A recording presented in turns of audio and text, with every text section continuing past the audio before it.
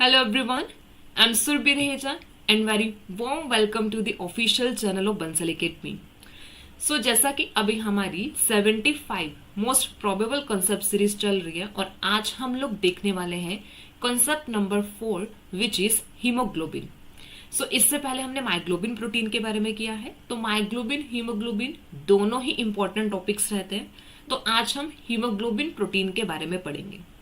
और अगर अभी तक आप लोगों ने हमारा टेलीग्राम ग्रुप नहीं ज्वाइन किया है तो टेलीग्राम ग्रुप को ज्वाइन कीजिए.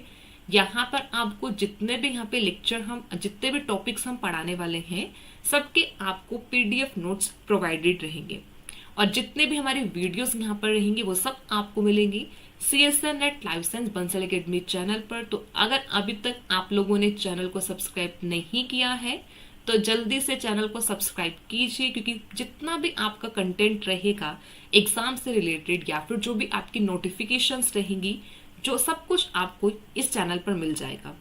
और अगर आप अपनी प्रिपरेशन को बूस्टअप करना चाहते हो या फिर आप अपने आप को इवेल्युएट करना चाहते हो कि प्रिपरेशन कहाँ पर आपकी है, कौन से यूनिट को आपने कितना प्रिपेयर किया है, तो आप डाउनलोड कीजिए tech app by Bansal academy.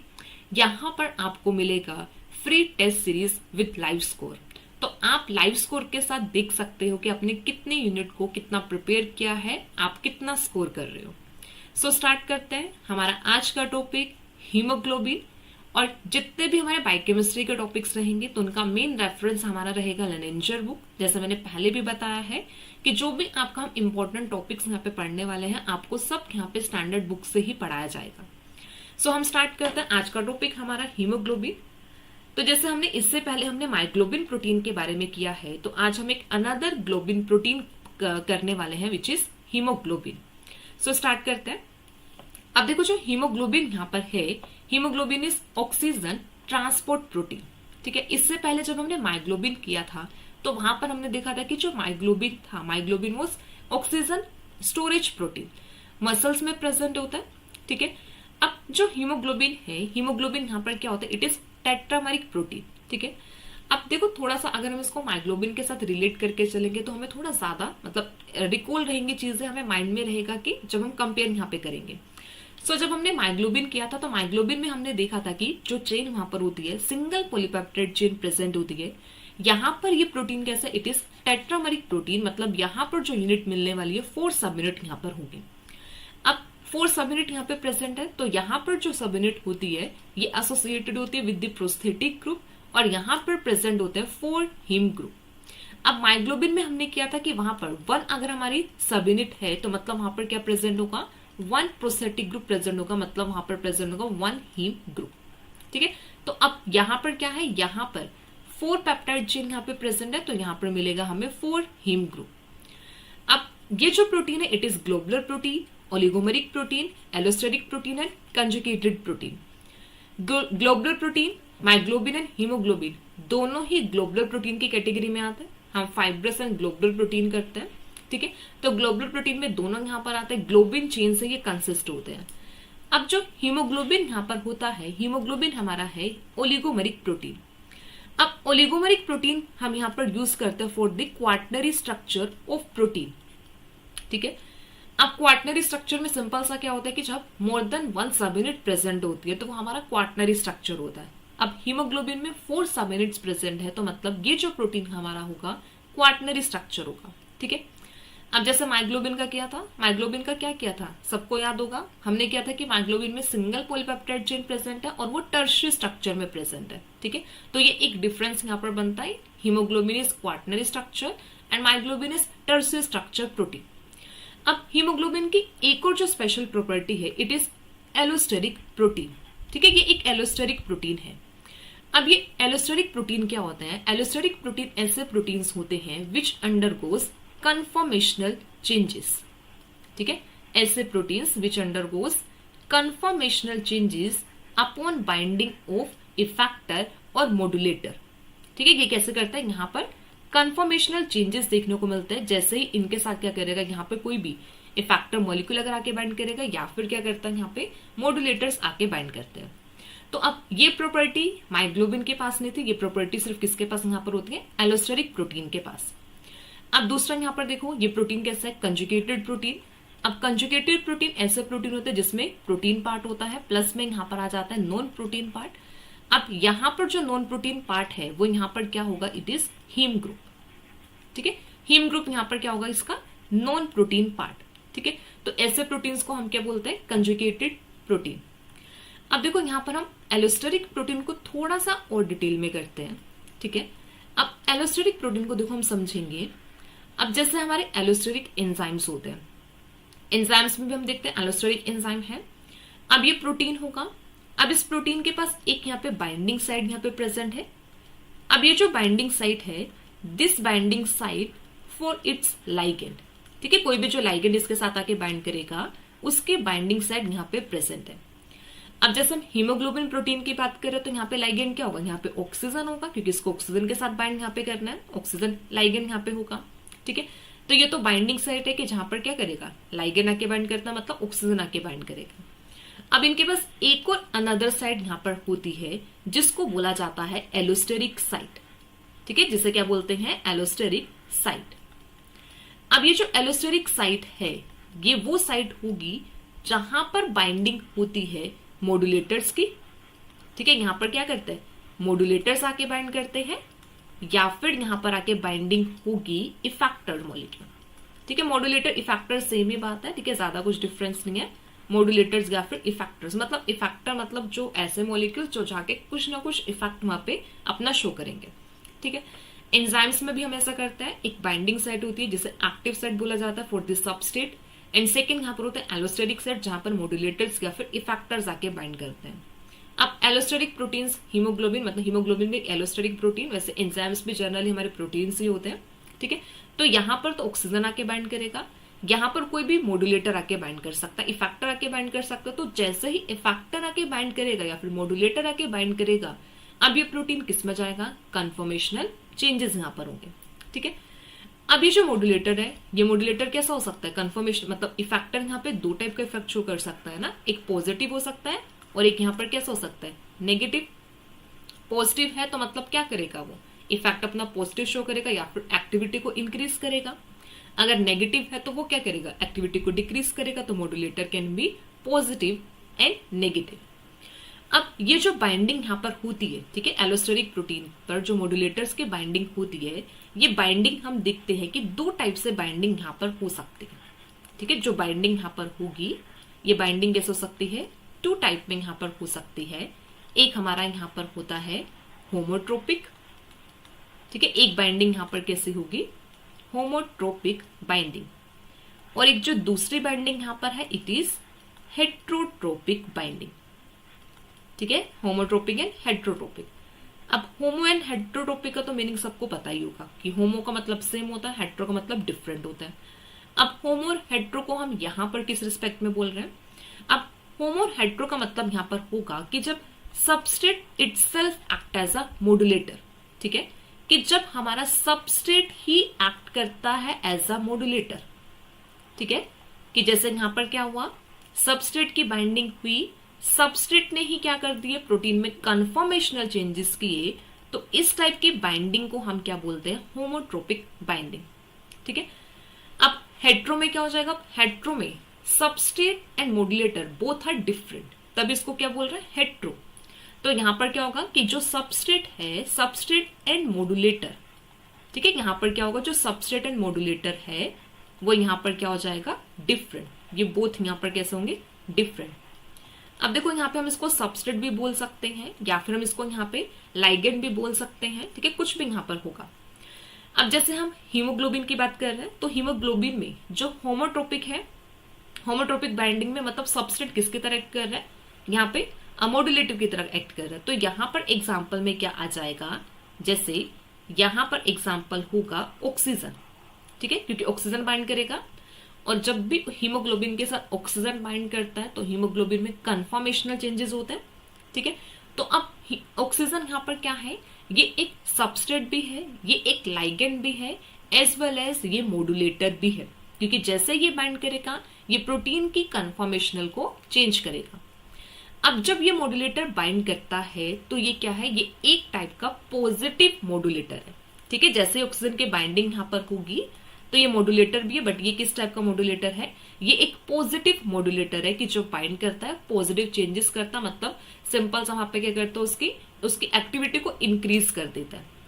अब जब हम हेट्रोट्रोपिक की बात करते हैं तो यहां पर जो एग्जाम्पल आते हैं, जैसे यहां पर हो जाएगा CO2। अब सिंपल सा है कि जब CO2 बाइंड करता है तो क्या करते हैं, हीमोग्लोबिन डिक्रीज हो, मतलब उसकी एक्टिविटी कम हो जाती है। ठीक है, CO2 यहां पर होगा। इसके अलावा यहां पर और आ जाते हैं हाइड्रोजन एंड कॉन्सेंट्रेशन। ठीक है, इसके अलावा और यहां पर क्या आ जाता है, BPG, बिसफोस्फोग्लिसरेट। तो ये सब क्या है, ये मॉड्यूलेटर के एग्जांपल्स हैं। तो अब यहां पर हेट्रोट्रोपिक में क्या हुआ, सबस्ट्रेट इज डिफरेंट, और यहाँ पे मॉड्यूलेटर भी कैसे अलग यहाँ पर होंगे, क्योंकि यहाँ पे सबस्ट्रेट तो क्या हो जाएगा, ऑक्सीजन हो जाएगा, एंड यहाँ पर क्या है, मॉड्यूलेटर्स। और ये जो मॉड्यूलेटर यहाँ पर होता है, these are the negative modulator. ठीक है, ये कैसे मॉड्यूलेटर्स हैं, ये नेगेटिव मॉड्यूलेटर्स हैं। तो सिंपल सा जो एलोस्टेरिक प्रोटीन होते हैं, या फिर हम हीमोग्लोबिन की बात करें तो एलोस्टेरिक प्रोटीन का मतलब कि जैसे यहाँ पर क्या होगा, एलोस्टेरिक मॉलिक्यूल्स आके बाइंड करेंगे, haemoglobin protein undergoes conformational changes. अब ये कन्फॉर्मेशनल चेंजेस कुछ पॉजिटिव नेगेटिव कुछ भी यहाँ पर हो सकता है। तो होमोट्रोपिक में यहाँ पर क्या हुआ कि यहाँ पे जब सबस्ट्रेट ही एक्ट करता है मॉड्यूलेटर की तरह, हेट्रोट्रोपिक में जब सबस्ट्रेट एंड यहाँ पर जो मॉड्यूलेटर है वो डिफरेंट हो गए। Example oxygen, oxygen positive modulator, heterotrophic में यहाँ पर क्या हो जाएगा, CO2, हाइड्रोजन एंड BPG। ठीक है, तो ये तो हमें यहाँ पर देखा कि एलोस्टेरिक प्रोटीन होते क्या, या फिर हीमोग्लोबिन को एलोस्टेरिक प्रोटीन क्यों बोला जाता है। अब नेक्स्ट देखो, अब जैसे हमने यहाँ पे बोला कि ये जो प्रोटीन है ये कैसा है, ये प्रोटीन टेट्रामेरिक प्रोटीन है। अब इस टेट्रामेरिक प्रोटीन में भी यहाँ पर प्रेजेंट होती है 2 globin chains, one is alpha and another is beta. ठीक है, तो यहाँ पर क्या है, एक तो alpha chain, alpha globin chain यहाँ पर होगी। ठीक है, एक अल्फा ग्लोबिन चेन है और एक यहाँ पर होती है बीटा ग्लोबिन चेन। ठीक है, तो हीमोग्लोबिन की यहाँ पर 2 चेन्स, यहाँ पर अल्फा ग्लोबिन है, बीटा ग्लोबिन चेन। अब ये जो अल्फा ग्लोबिन चेन है, it consist of, alpha globin chain is consist of 141 amino acid. ठीक है, जो अल्फा ग्लोबिन चेन है ये किससे कंसिस्ट होते हैं, it consist of 141 amino acid. ठीक है, अब हमने माइग्लोबिन की भी की थी, माइग्लोबिन की कितने की थी, सब लोग कमेंट करके बताना कि माइग्लोबिन की हमने कितनी चेन की थी, कितने अमाइनो एसिड की होगी।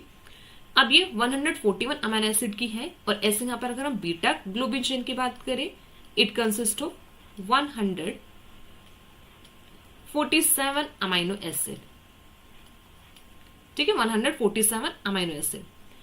अब देखो जो अल्फा चेन है, अल्फा चेन में यहां पर प्रेजेंट होते हैं 7 हेलाइसिस, मतलब 7 हेलिकल स्ट्रक्चर यहां पे प्रेजेंट है।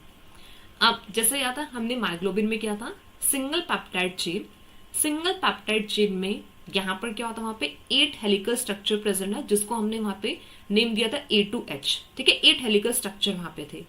अब जैसे बीटा ग्लोबिन यहां पर होगा, बीटा ग्लोबिन में यहां पर प्रेजेंट होते हैं 8 हेलिकल सेगमेंट।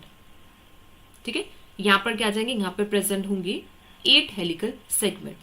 तो जो अल्फा चेन है, अल्फा चेन में यहां पर आते हैं 7 हेलिकल सेगमेंट, और जो बीटा चेन है यहां पर आते हैं 8 हेलिकल सेगमेंट। ठीक है, अब ये जो अल्फा चेन है, अल्फा चेन के जो जीन्स होते हैं, मतलब ये एनकोडेड होती है अल्फा ग्लोबिन चेन, इसके जो जीन्स प्रेजेंट होते हैं present on the 16 chromosome number. ठीक है, तो यहां पे जो क्रोमोसोम नंबर होगा इट इज 16 क्रोमोसोम नंबर। ठीक है, अब ऐसे जो बीटा चेन है, बीटा चेन के जो जीन्स प्रेजेंट होता है it present on the 11 chromosome number.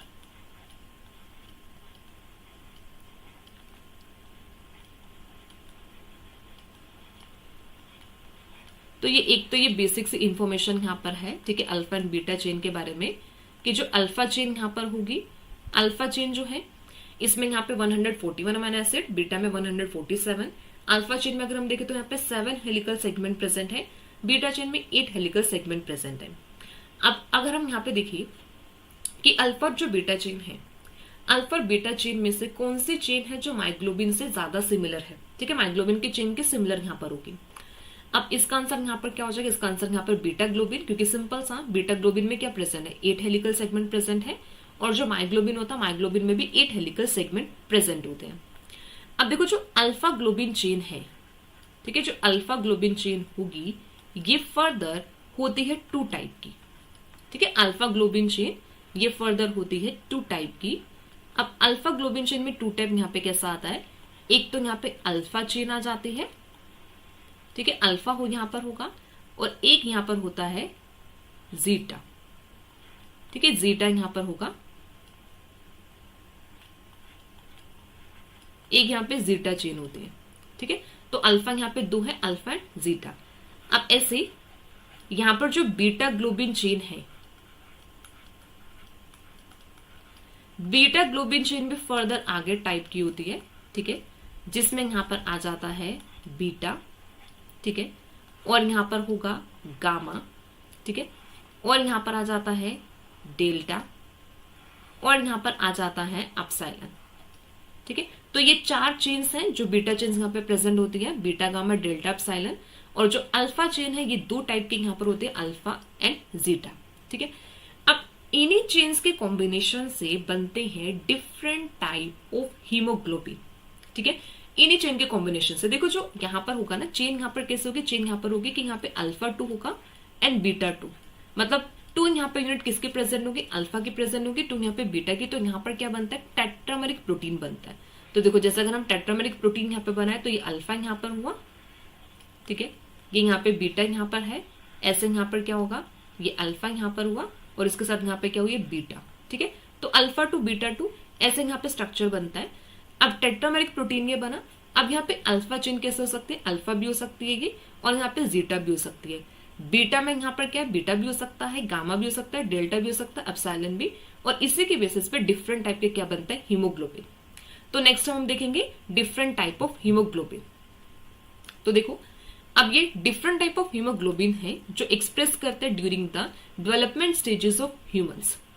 जैसे डेवलपमेंटल स्टेजेस में यहाँ पे क्या है, फर्स्ट स्टेज यहाँ पे क्या, एम्ब्रियोनिक, एम्ब्रियोनिक मतलब जो लेस देन 8 वीक्स का होगा। तो यहाँ पर जो टाइप ऑफ ग्लोबिन प्रोटीन है वो कौन सा यहाँ पर है, जीटा 2 एंड अपसाइलन 2, ठीक है। तो अल्फा चेन यहाँ पर कौन सी है, जीटा यहाँ पर आई, एंड यहाँ पर जो बीटा चेन है वो कौन सी यहाँ पर होगी, अपसाइलन। तो ये जो टाइप ऑफ हीमोग्लोबिन है इट इज HbE हीमोग्लोबिन, ठीक है, HbE हीमोग्लोबिन को गावर 1 हीमोग्लोबिन भी बोलते हैं। अब ऐसे जो नेक्स्ट यहाँ पर होगा, next is fetal haemoglobin. Fetal haemoglobin जो 3 to 9 मंथ में यहाँ पर होता है, जिसमें यहाँ पर चेन्स प्रेजेंट होती है अल्फा 2 गामा 2, और ये जो हीमोग्लोबिन यहाँ पर होगा इट इज HbF। अब ऐसे जो हीमोग्लोबिन है एडल्ट हीमोग्लोबिन है जो फ्रॉम बर्थ स्टार्ट होता है। तो यहाँ पे 2 टाइप के हीमोग्लोबिन यहाँ पर आ जाता है, वन इज अल्फा 2 बीटा 2, और ये जो अल्फा 2 बीटा 2 है इट इज मेजर टाइप, ठीक है, जो मेजर टाइप की चेन होती है वो अल्फा 2 बीटा 2, और वो हीमोग्लोबिन कौन सा यहाँ पर होता है, HbA1। अब ये जो अल्फा 2 डेल्टा 2 है इट इज माइनर, ठीक है, ये कैसे यहाँ पर है, इट इज माइनर टाइप, और ये यहाँ पर क्या है, HbA2। तो यहाँ पर क्या बनता है, 4 डिफरेंट टाइप के हीमोग्लोबिन बनते हैं, किस बेसिस पर यहाँ पर है कि कौन से यहाँ पर चेन यहाँ पे प्रेजेंट होगी, ठीक है। अगर हम नॉर्मली देखें ना तो हमारा जो एम्ब्रियोनिक और जो फीटल यहाँ पर होता है, एम्ब्रियोनिक और फीटल हीमोग्लोबिन की हायर एफिनिटी होती है towards oxygen than the adult haemoglobin, ठीक है। अगर हम यहाँ पे ऑक्सीजन की एफिनिटी देखें तो जो एम्ब्रियोनिक एंड फीटल हीमोग्लोबिन है इन दोनों के यहाँ पर कैसे होते हैं, higher affinity than the adult haemoglobin. अब सिंपल सा रीजन है, अब जो एम्ब्रियोनिक और फीटल है, मतलब एम्ब्रियोनिक या फिर जो फीटस यहाँ पर होगा, अब उनको कहाँ से ऑक्सीजन लेनी है, मदर की ब्लड से लेनी है ना। तो मदर की ब्लड से अगर उनको ऑक्सीजन लेनी है तो वहां पे उनकी एफिनिटी कैसे होगी, ज्यादा वहां पर होगी। एफिनिटी ज्यादा का सिंपल सा मतलब है कि लो कॉन्सेंट्रेशन अगर ऑक्सीजन की प्रेजेंट है तब भी हीमोग्लोबिन के साथ ऑक्सीजन की बाइंडिंग हो जाएगी, मतलब इतनी हायर एफिनिटी है कि लो कॉन्सेंट्रेशन ऑफ ऑक्सीजन पर भी हीमोग्लोबिन क्या करेगा, ऑक्सीजन के साथ बाइंड करेगा, ठीक है। तो एम्ब्रियोनिक और जो फीटल यहाँ पर है इन दोनों की हायर एफिनिटी होती है देन द एडल्ट हीमोग्लोबिन। तो ये तो यहाँ पर क्या हुआ, हमारा अल्फा बीटा चेन्स के बारे में यहाँ पर है। अब इसी के साथ साथ यहाँ पे क्या प्रेजेंट है, इसमें हीमोग्लोबिन में हीम ग्रुप प्रेजेंट है। अब हीम ग्रुप बिल्कुल सिमिलर है जैसा हमने माइग्लोबिन में किया था, वहां पे जैसा हम कहते हैं ना टेट्रा पैरोल रिंग प्रेजेंट होती है, सेंटर में आयरन एटम होता है, ठीक है। आयरन एटम यहाँ पे नाइट्रोजन के साथ एसोसिएटेड होता है, बिल्कुल वैसा यहाँ पर क्या होता है, हीम ग्रुप प्रेजेंट होता है, बट डिफरेंस ये है कि यहाँ पर फोर हीम ग्रुप यहाँ पे प्रेजेंट होते हैं, ठीक है, क्योंकि यहाँ पे एक पेप्टाइड चेन के साथ एक हीम ग्रुप होगा, तो यहाँ पे टोटल कितने 4 हीम ग्रुप यहाँ पर आते हैं। अब नेक्स्ट एक चीज जो यहाँ पे इंपॉर्टेंट है, अब देखो जब हम हीमोग्लोबिन और मायोग्लोबिन दोनों की पेप्टाइड चेन को अगर हम यहाँ पर क्या करते हैं, स्टडी करते हैं ना, तो जो हम हेलिक्स नेम कन्वेंशन यहाँ पर देते हैं जो हमारा मायोग्लोबिन के लिए था, सेम हमारा अप्लाई होता है किसके लिए, हीमोग्लोबिन पेप्टाइड के लिए भी, ठीक है। सेम हमारा हीमोग्लोबिन पॉलीपेप्टाइड के लिए भी सेम होगा, जैसे हमने A2H किया सेम होगा, बट एक्सेप्ट ये होता है कि जो हीमोग्लोबिन यहाँ पर होगा it lacks the short D helix, ठीक है, और कोई डिफरेंस नहीं है। बाकी सब हीमोग्लोबिन मायोग्लोबिन में कैसा होता है, बिल्कुल स्ट्रक्चरल सिमिलरिटी देखने को मिलती है हीमोग्लोबिन एंड मायोग्लोबिन में।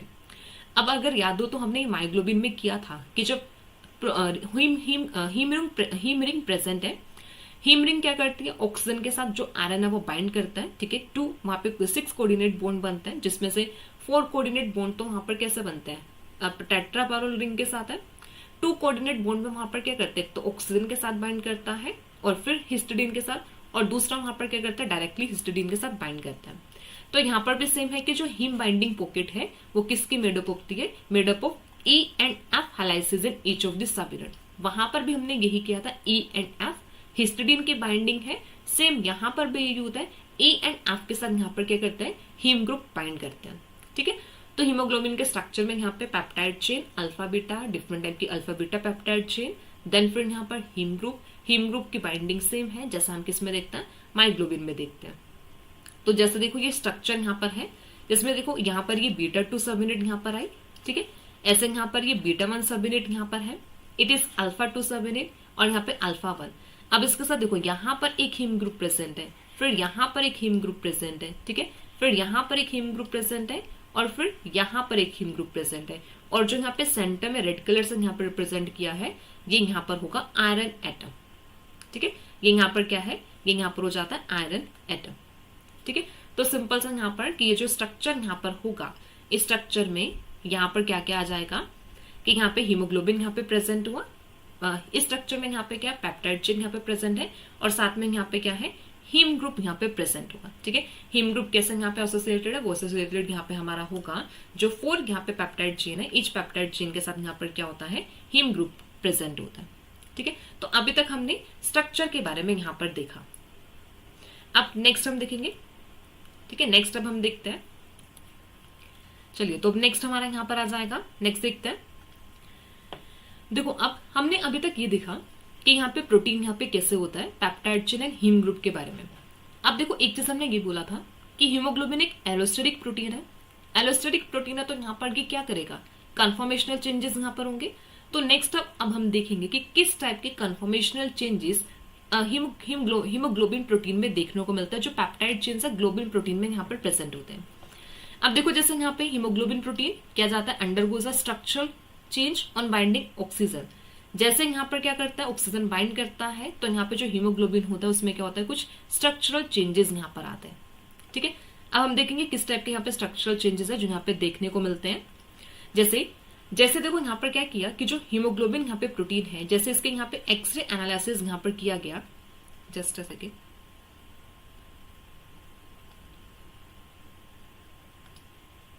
देखो जब एक्सरे एनालिसिस यहाँ पर की तो यहाँ पर क्या पता लगा कि जो हीमोग्लोबिन प्रोटीन है ये 2 फॉर्म में एग्जिस्ट करता है, one is R state and another is T state, ठीक है। यहाँ पे R state and T state है, 2 स्टेट में यहाँ पर क्या करता है, हीमोग्लोबिन प्रोटीन एग्जिस्ट करता है।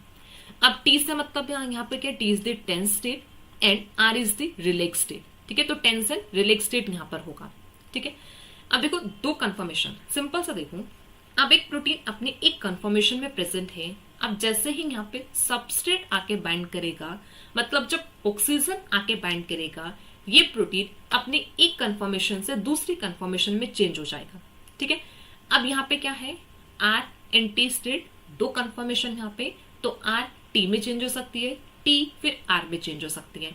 अब R to T, T to R जो कन्वर्जन यहाँ पर है वो कैसे यहाँ पर होगा, जैसे ऑक्सीजन बाइंड करेगा तो कन्फर्मेशनल चेंजेस है, तो यहाँ पे कन्फर्मेशन चेंजेस यहाँ पे हमें प्रोटीन में स्ट्रक्चरल चेंजेस देखने को मिलेंगे, ठीक है।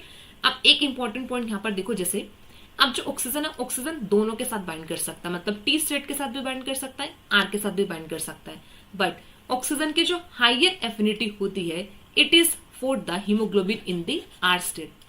आर स्टेट में जो हीमोग्लोबिन प्रेजेंट है इसके लिए इसकी हायर एफिनिटी यहाँ पर होगी। ठीक है, अब सिंपल सा एक और चीज यहाँ पे क्या किया, देखो जब ऑक्सीजन एब्सेंट हुई एक्सपेरिमेंटली तो वहां पे क्या देखा, टी स्टेट मोर स्टेबल है। ठीक है, तो अगर हम ये चीज देखें कि जब डी ऑक्सी हीमोग्लोबिन है, मतलब जब ऑक्सीजन एब्सेंट होगा तब हीमोग्लोबिन की जो प्रीडोमिनेंट कन्फर्मेशन है इट इज टी स्टेट। तो हम क्या बोल सकते हैं कि जो टी स्टेट यहाँ पर है ये कब यहाँ पर होगी, जब प्रोटीन अपनी डी ऑक्सी हीमोग्लोबिन स्टेट में है तब यहाँ पर प्रोटीन किस में प्रेजेंट होता है, अपने टी स्टेट में प्रेजेंट होता है। अब जैसे टी स्टेट में इनिशियली प्रोटीन प्रेजेंट है, अब इसके साथ यहाँ पर क्या करेगा, ऑक्सीजन आके बाइंड करेगा।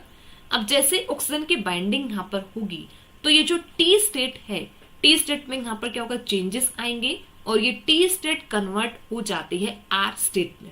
ठीक है, तो सिंपल सा टेंस एंड रिलैक्स स्टेट, इसको ऐसे सिंपल से समझो, जब तक प्रोटीन को यहाँ पे ऑक्सीजन नहीं मिला तो टेंस में है। ठीक है, टेंस स्टेट में है वहां पे अपने मतलब टेंस है, तो वो अपने टी स्टेट में, अपने डीऑक्सी हीमोग्लोबिन स्टेट में। तो जैसे उसको क्या मिली, ऑक्सीजन मिली, वो प्रोटीन क्या हो गया, रिलैक्स्ड हो गया। तो मतलब वो प्रोटीन किस स्टेट में चला गया, अपनी आर स्टेट में गया। ठीक है, तो यहाँ पे देखो जो हीमोग्लोबिन यहाँ पे प्रेजेंट है वो अपने टू स्टेट में यहाँ पे प्रेजेंट है। ठीक है, तो एक स्टेट तो यहाँ पर क्या होगी, टी स्टेट होगी। ठीक है, टी कंफर्मेशन यहाँ पर हो जाएगी, टी स्टेट होगी, एंड एक यहाँ पर होगी आर स्टेट। ठीक है, तो एक स्टेट यहाँ पर आ जाएगी आर स्टेट, आर कंफर्मेशन। अब जैसे हमने देखा कि जो टी स्टेट है, टी स्टेट यहाँ पर क्या होगी, it is D oxy haemoglobin. ठीक है, ये स्टेट यहाँ पर कैसे होगी, डी ऑक्सी हीमोग्लोबिन, और जो आर स्टेट हमारी होगी ये यहाँ पर होगी ऑक्सी हीमोग्लोबिन। ठीक है, डीऑक्सी एंड ऑक्सी हीमोग्लोबिन।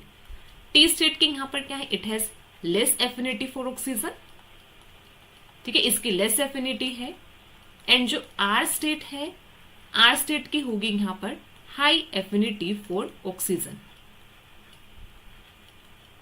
ठीक है, इसके यहाँ पर क्या होगी, हाई एफिनिटी फॉर ऑक्सीजन।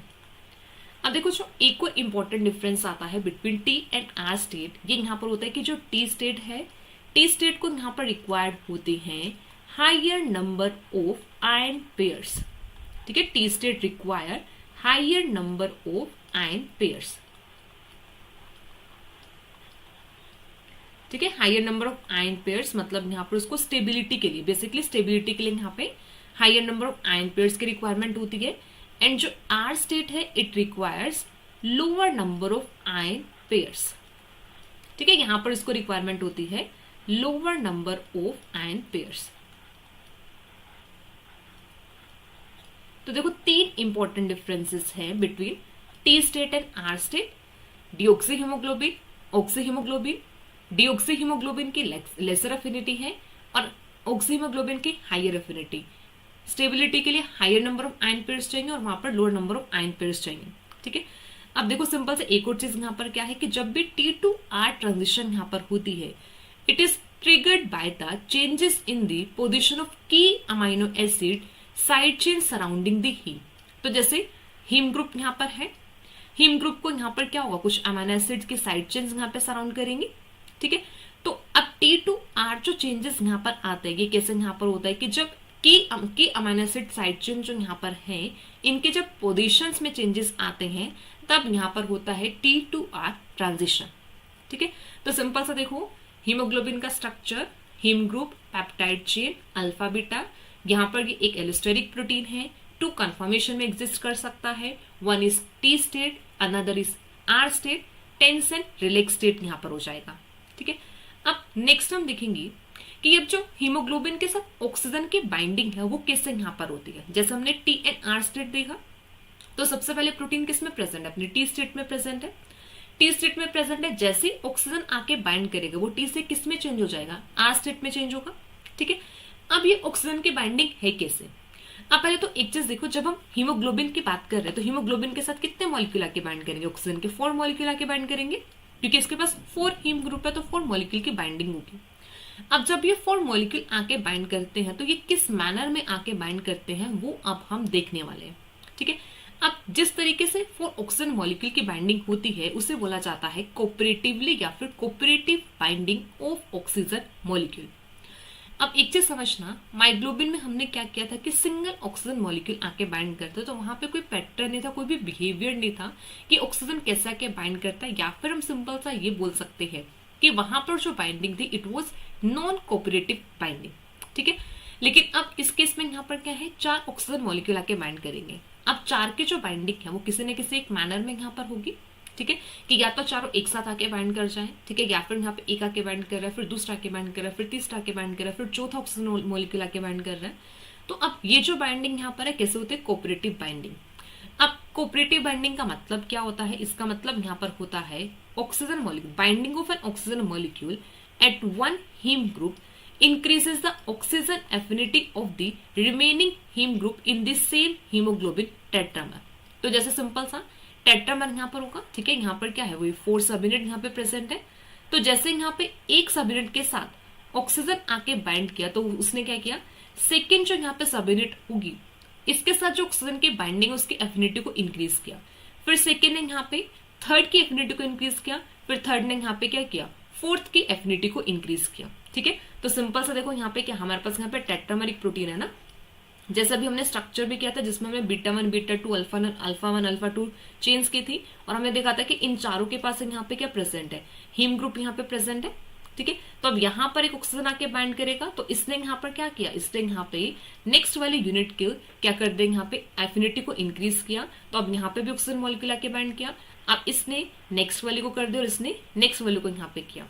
तो हम सिंपल से एक चीज यहाँ पर बोल सकते हैं कि जो सबसे पहला ऑक्सीजन मॉलिक्यूल आके बाइंड करेगा वो विद लेसर एफिनिटी आके बाइंड करेगा, और सबसे लास्ट में जो मॉलिक्यूल आके बाइंड करेगा वो कैसे करेगा, विद हायर एफिनिटी। या फिर इसको ऐसा भी बोल सकते हैं कि जो सबसे पहला मॉलिक्यूल आके बाइंड करेगा उसके वहां पर क्या हो जाएगी, वहां पर उसको ज्यादा डिफिकल्टी वहां पर होगी बाइंड करने में, लेकिन जब जैसे सब्सिक्वेंट ऑक्सीजन की बाइंडिंग वहां पर होगी तो वो कैसे बाइंड करेंगे, विद द हायर एफिनिटी। अब इस चीज को देखो कैसे हम समझेंगे, जैसे हमारे पास यहाँ पे क्या है, 1 हीमोग्लोबिन मॉलिक्यूल, सबसे पहले इसकी बाइंडिंग यहाँ पर क्या, 1 ऑक्सीजन मॉलिक्यूल के साथ। अब जब इसके 1 ऑक्सीजन मॉलिक्यूल के साथ बाइंडिंग है तो यहाँ पर क्या बनेगा, ये होगा HbO2। ठीक है, तो यहाँ पे HbO2 बना। अब इस HbO2 के साथ यहाँ पर अब सेकेंड मॉलिक्यूल ऑफ ऑक्सीजन आके बाइंड किया। ठीक है, सेकेंड मॉलिक्यूल आके बाइंड किया तो ये क्या यहाँ पर हो जाएगा, ये होगा HbO2। अब यहाँ पर क्या हुआ, यहाँ पे 2 मॉलिक्यूल्स यहाँ पर आगे ऑक्सीजन के। अब इसके साथ यहाँ पर क्या है, 1 मोर ऑक्सीजन मॉलिक्यूल आके बाइंड करेगा। जब 1 मोर बाइंडिंग यहाँ पर होगी तो ये यहाँ पर क्या हो जाएगा, HbO2। अब यहाँ पे कितने मॉलिक्यूल आगे, 3 मॉलिक्यूल, राइट। अब ऐसे यहाँ पर क्या होगा, 1 मोर मॉलिक्यूल की बाइंडिंग होगी, तो अब यहाँ पर जो बाइंडिंग होगी अब ये यहाँ पर क्या होगा, तो ये बनेगा HbO2 4। ठीक है, तो 4 यहाँ पर हुआ। अब देखो जब बाइंडिंग होगी तो कुछ ना कुछ एसोसिएशन कांस्टेंट होगा, तो यहाँ पे Ka यहाँ पर होगा, Ka एसोसिएशन कांस्टेंट, या फिर आप इसको यहाँ पे क्या कंसिडर कर सकते हो, आप इसको कंसिडर कर लो K1, क्योंकि सब भी एसोसिएशन कांस्टेंट है। तो K1 एसोसिएशन कांस्टेंट, फिर यहाँ पर K2 एसोसिएशन कांस्टेंट, फिर यहाँ पर K3 एसोसिएशन कांस्टेंट, एंड फिर यहाँ पर क्या है, K4 एसोसिएशन कांस्टेंट। कि यहाँ पे पहले ये ऑक्सीजन कॉम्प्लेक्स बना, फिर ये हीमोग्लोबिन ऑक्सीजन कॉम्प्लेक्स, फिर ये कॉम्प्लेक्स बना, एंड एंड में यहाँ पर क्या है, ये कॉम्प्लेक्स बनेगा। तो यहाँ पे K1 2 3 4 यहाँ पर है। तो हम कोऑपरेटिव बाइंडिंग को कैसे बोल सकते हैं कि कोऑपरेटिव बाइंडिंग में जो ये रेट कांस्टेंट यहाँ पर होगी, K4 is greater than K3। ठीक है, K3 is greater than K2 and K2 is greater than K1 बोल सकते हैं ना ऐसे, क्योंकि ये एसोसिएशन कांस्टेंट है। तो K4 जो एसोसिएशन कांस्टेंट है it is greater than K3 and K3 is greater than K2 and K2 is greater than K1। तो हम ये बोलेंगे कि यहाँ पर जो सबसे फास्ट रेट पर बाइंडिंग होगी, सबसे जल्दी जो ऑक्सीजन मॉलिक्यूल बाइंड करेगा वो लास्ट होगा, लास्ट वाला मॉलिक्यूल, और जो सबसे पहले आके बाइंड करेगा वो सबसे स्लोअर रेट पर जाके बाइंड करेगा। ठीक है, तो ये सिंपल सा मतलब यहाँ पर होता है कोऑपरेटिव बाइंडिंग का, कि जिसमें यहाँ पर क्या करता है कि 1 ऑक्सीजन मॉलिक्यूल जब बाइंड करता है वो नेक्स्ट वाले के क्या करता है, एफिनिटी को वहां पर इंक्रीज करता है। इसी से मैनर में सेकंड, फिर थर्ड एंड फोर्थ, और यहाँ पर क्या होती है, कोऑपरेटिव बाइंडिंग यहाँ पर आता है। ठीक है, अब देखो जो यहाँ पर सिंपल सा एक चीज समझना कि जो कोऑपरेटिव ऑक्सीजन बाइंडिंग है इसका मतलब एक्चुअल में है क्या, इसका एक बेसिकली सिंपल सा मतलब है कि जब भी लो क्वांटिटीज ऑफ ऑक्सीजन है तो वहां पर बाइंडिंग एफिनिटी लो होगी। ठीक है, सिंपल है। जब भी लो क्वांटिटी ऑफ ऑक्सीजन मतलब जब वहां पे सिंगल मॉलिक्यूल था, वन मॉलिक्यूल था ऑक्सीजन का, लो क्वांटिटी थी तो बाइंडिंग एफिनिटी लो। तो जैसे वहां पे ऑक्सीजन की क्वांटिटी इंक्रीज की तो वहां पे बाइंडिंग एफिनिटी भी क्या होगी, ज्यादा। ऐसे समझ सकते हैं ना कि जैसे हमने जो लास्ट देखा कि जब यहाँ पे एक ऑक्सीजन मॉलिक्यूल था तो बाइंडिंग एफिनिटी कम थी, लेकिन जैसे यहाँ पर क्या हुआ, 4 ऑक्सीजन मॉलिक्यूल यहाँ पर आ गए या फिर मतलब फोर्थ की जो बाइंडिंग यहाँ पे थी ऑलरेडी 3 एग्जिस्ट कर रहे थे, तो वहां पर बाइंडिंग एफिनिटी क्या होगी, इंक्रीज। ठीक है, अब इसी के साथ साथ हम यहाँ पे क्या भी देखते हैं, हम देखते हैं फ्रैक्शनल सैचुरेशन का, कि फ्रैक्शनल सैचुरेशन लो होता है at low quantities of oxygen, in fractional saturation is high at high quantities of oxygen. ठीक है, ये अभी हम फ्रैक्शनल सैचुरेशन का अभी हम आगे देखेंगे, जैसे हमने माइग्लोबिन में भी देखा था जब हमने काइनेटिक्स की थी। अभी हम काइनेटिक्स देखेंगे तो यहाँ पर भी हम फ्रैक्शनल सैचुरेशन देखेंगे। ठीक है, तो अभी यहाँ पर हमने इतना सा देखा है कि यहाँ पे लो quantity of oxygen means binding affinity low, high quantity of oxygen मतलब यहाँ पे बाइंडिंग एफिनिटी क्या होगी, ज्यादा। अब यही जो यहाँ पर होता है ना, इसी को ये जो बाइंडिंग होगी इसी को हम अब कर्व से भी रिप्रेजेंट करते हैं। जैसे हमने माइग्लोबिन के केस में कर्व किया था, ऐसे यहाँ पर भी कर्व हमारा यहाँ पर आता है। तो ये देखो वहां पर भी हमने किया था कि जो हमारा एक्स एक्सिस था वहां पे PO2, वाई एक्सिस पर यहाँ पर था परसेंट सेचुरेशन, कि कितने परसेंट यहाँ पे सेचुरेशन हो गए। तो सिंपल सा यहाँ पे ये कि जब यहाँ पे पार्शियल प्रेशर ऑक्सीजन का इंक्रीज करता है तो यहाँ पे क्या सेचुरेशन भी इंक्रीज करता है, फिर यहाँ पर क्या होगा 100% सेचुरेशन यहाँ पर होगी। अब यहाँ पे डिफरेंस क्या है ना, यहाँ पे डिफरेंस ये है कि अब ये जो बाइंडिंग यहाँ पर है या फिर ये जो कर्व यहाँ पर है इट इज सिग्मोइड कर्व। ठीक है, ये कर्व यहाँ पर कैसा है, सिग्मोइड कर्व। सिग्मोइड कर्व या फिर ये कर्व यहाँ पर कैसा होगा, ये होगा यहाँ पे एस शेप कर्व। ठीक है, एस शेप कर्व। अब माइग्लोबिन का कर्व याद है सबको, माइग्लोबिन का कर्व हमने कैसा किया था, हमने किया था हाइपरबोलिक। ठीक है, क्योंकि वहां पे सिंपल सा कैसा था, वहां पे हमने एंजाइम से रिलेट किया था कि एंजाइम में जैसे सबस्ट्रेट की एंजाइम के साथ बाइंडिंग होती है, तो वहां पे क्या करता है हाइपरबोलिक, वो इनिशियली इंक्रीज करता है, फिर जब मैक्सिमम हो जाता है तब वो इंडिपेंडेंट हो जाता है सबस्ट्रेट कॉन्सेंट्रेशन के।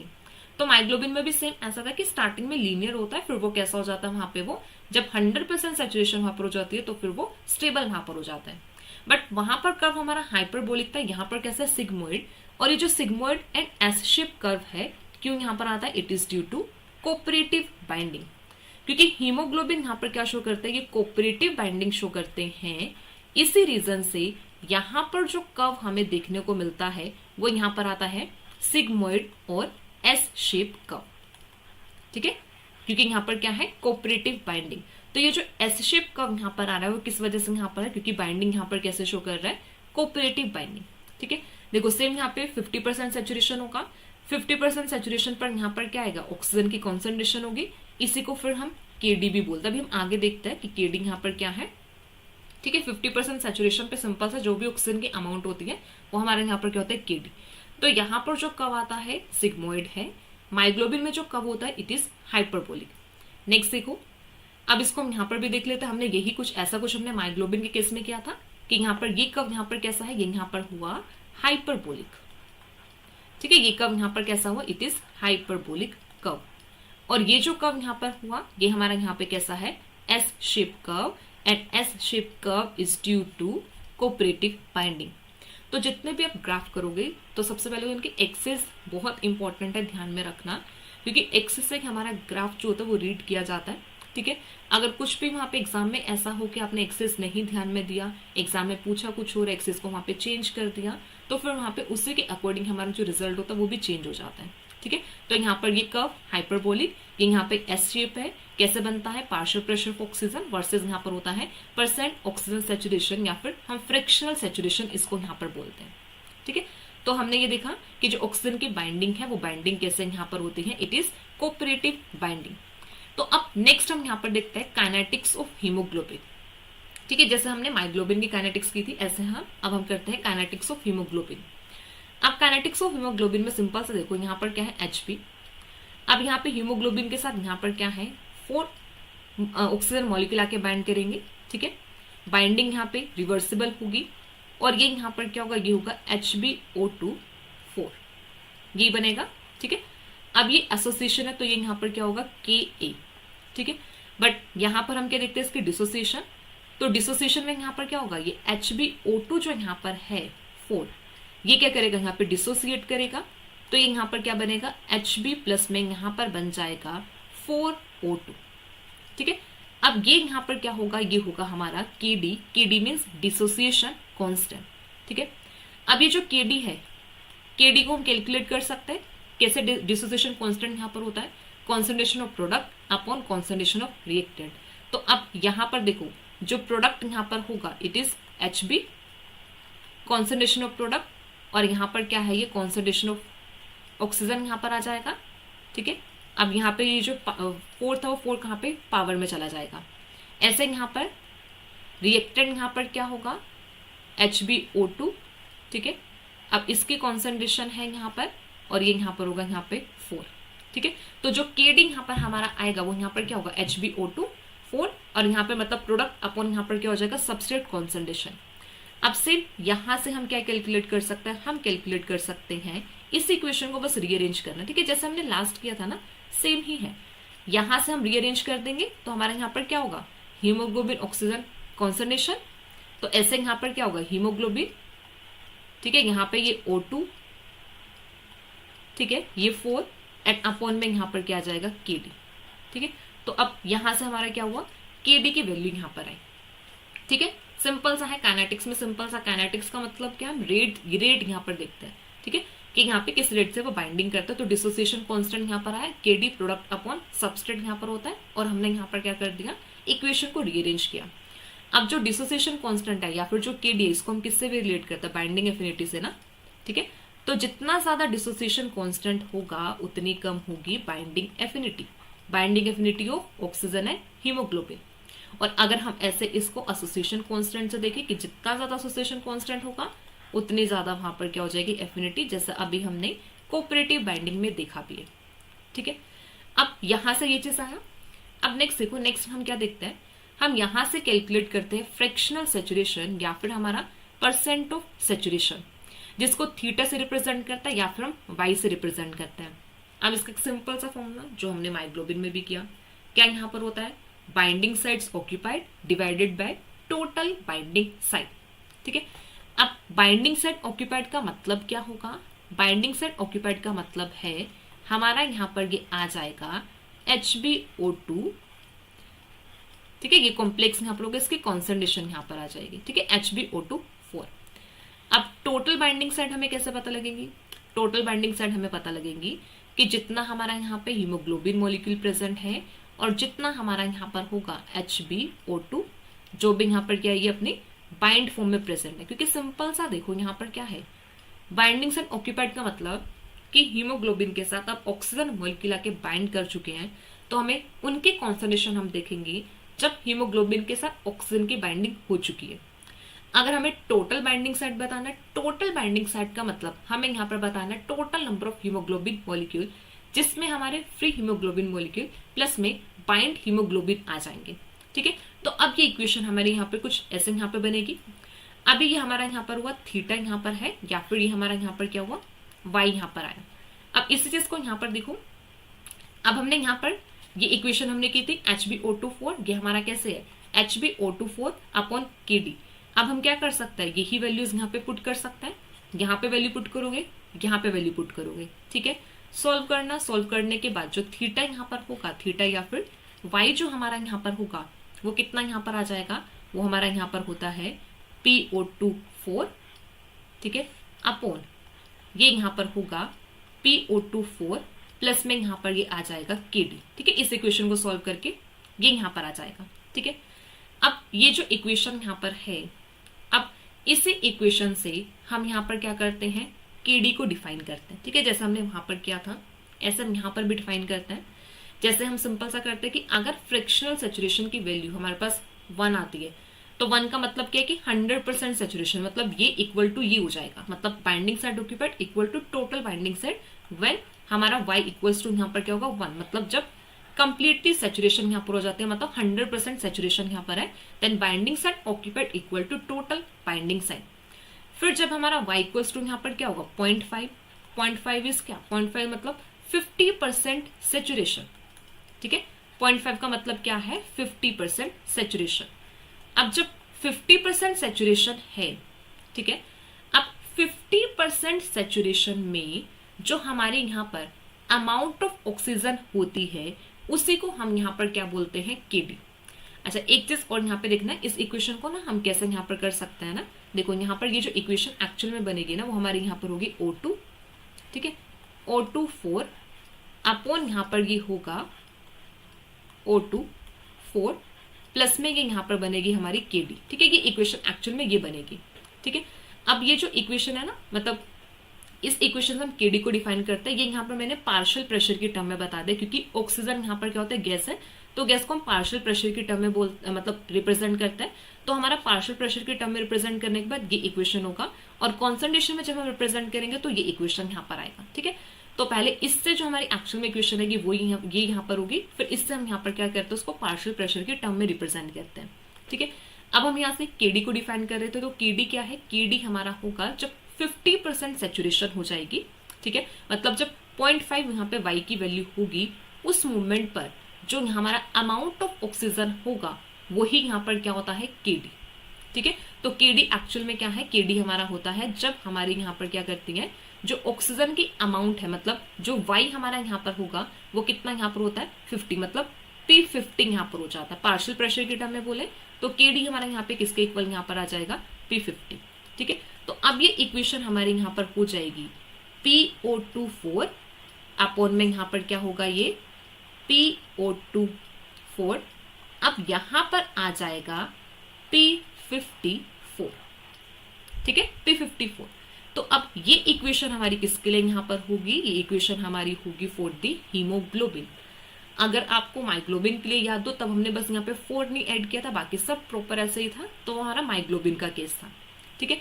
अब इस इक्वेशन को जनरलाइज कर सकता है, अगर हमें किसी भी मॉलिक्यूल के लिए यहाँ पे बताना हो तो जनरलाइज करके यहाँ पे जस्ट क्या करो, इस 4 जो यहाँ पर होगा, ठीक है, इस 4 के प्लेस पे यहाँ पर क्या आ जाएगा, N, ठीक है, ऑक्सीजन PO2N, ऐसे यहाँ पर ये हो जाएगा PO2N प्लस P50N,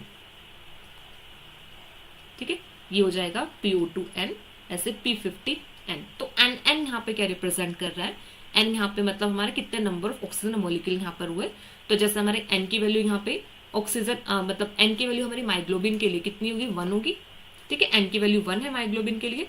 अब यहाँ पर अगर हम देखें तो हीमोग्लोबिन के लिए यहाँ पे वैल्यू कितनी आ रही है, N = 4, ठीक है। अब हम एक्चुअल में क्या करते हैं, यहाँ से हम हिल प्लॉट भी यहाँ पर देखते हैं ना, ठीक है। हिल प्लॉट से पहले ये देख लेते हैं, यहाँ पे देखो जैसे हमने यहाँ पे बोला ना कि 50% सेचुरेशन होगा, तब उस मोमेंट पर जो ऑक्सीजन की जो वैल्यू है वही हमारा यहाँ पर क्या होता है, केडी। तो जैसे देखो 50% यहाँ पर आ जाएगा, ठीक है, 50% यहाँ पर है, तो यहाँ पर इस मूवमेंट पर यहाँ पर ये जो ऑक्सीजन की वैल्यू है ये यहाँ पर क्या हो जाएगा हमारा, केडी, ठीक है। केडी यहाँ पर होगा amount of oxygen at 50% saturation, ठीक है। तो यहाँ से सिंपल सा समझा, यहाँ पे ये इक्वेशन हमारी यहाँ पे फ्रैक्शनल सेचुरेशन, और यहाँ से हमने देखा कि केडी कैसे डिफाइन करते हैं, ठीक है। अब हम यहीं से देखते हैं कि ये जो प्लॉट यहाँ पर होता है, ठीक है, इस प्लॉट को हम कैसे भी डिस्क्राइब कर सकते हैं, क्वांटिटेटिवली डिस्क्राइब कर सकते हैं। क्वांटिटेटिवली डिस्क्राइब करने का मतलब सिंपल सा यहाँ पे क्या है कि हम मतलब क्वांटिटेटिवली जो इसको डिस्क्राइब किया था वो एक्चुअल में हिल ने यहाँ पे डिस्क्राइब किया था, ठीक है। सबसे पहले हिल ने यहाँ पे इसको एनालाइज किया था, और इसी से फिर यहाँ पर हम क्या करते हैं, हिल प्लॉट करते हैं, ठीक है। अब हिल प्लॉट के लिए पहले यहाँ पे हिल इक्वेशन आती है, तो जिसमें यहाँ पर क्या होता है, हमारा यहाँ पे जो फ्रैक्शनल सेचुरेशन है यहाँ पर हम करते हैं ratio of fractional saturation to the free haemoglobin, ठीक है। तो हमारे यहाँ पे फ्रैक्शनल सेचुरेशन हो जाता है 1 - y, तो फ्री हम कैसे निकालेंगे, जितना सेचुरेटेड है उसको टोटल में से मतलब 1 में से माइनस करके तो हमारा फ्री हीमोग्लोबिन आ जाएगा। तो इसको यहाँ पे y/1 - y, या फिर इसको हम क्या लिख सकते हैं, θ/1 - y, ठीक है। तो अभी देखो जैसे ये जो इक्वेशन यहाँ पर थी, ठीक है, ये अभी यहाँ पर है, बस इसी की वैल्यूज वहां पर पुट कर दो, ठीक है।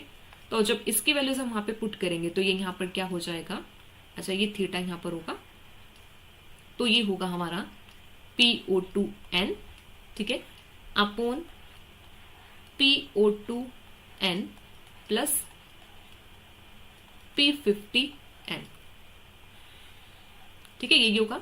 और यहां से फिर ये हो जाएगा PO2N 1 - PO2N PO2N plus P50N। ठीक है, अब जब इस इक्वेशन को सॉल्व करेंगे तो हमारी वैल्यू यहां पर ये आ जाएगी PO2N अपॉन P50N। ठीक है, तो ये होगा y अपॉन 1 माइनस वाई और थीटा अपॉन 1 माइनस थीटा। इसे स्टैंड पॉइंट ऑफ फ्रैक्शन भी बोलते हैं। ठीक है, अब क्या करो, दोनों तरफ लोग ले लो, टेक लोग ऑन बोथ साइड।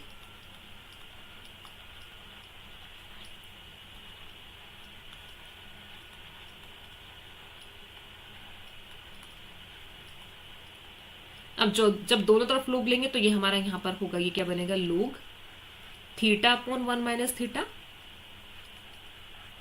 और ये यहां पर होगा n लोग PO2 माइनस n लोग P50। ठीक है, ये यहां पे बनेगा, और यही हमारे यहां पर क्या जाते हैं, ये होती है हिल्स इक्वेशन फॉर होगी हमारी हीमोग्लोबिन। ठीक है, हिल इक्वेशन फॉर हीमोग्लोबिन। तो ये हमारी यहाँ पे हिल इक्वेशन होगी, जो हमारी एक स्ट्रेट लाइन की इक्वेशन यहाँ पर आती है। ठीक है, तो यहाँ पर इससे फिर हम यहाँ पे क्या बनाते हैं, हिल प्लॉट। ठीक है, तो हिल प्लॉट में यहाँ पर हमारा ये जो है, ये हमारा यहाँ पे वाई एक्सिस पर आ जाता है, और यहाँ से जो PO2 है, ठीक है, ये लोग PO2, ये हमारा यहाँ पर क्या होता है, ये यहाँ पर आ जाता है एक्स एक्सिस। ठीक है, तो हम अभी प्लॉट यहाँ पे करेंगे।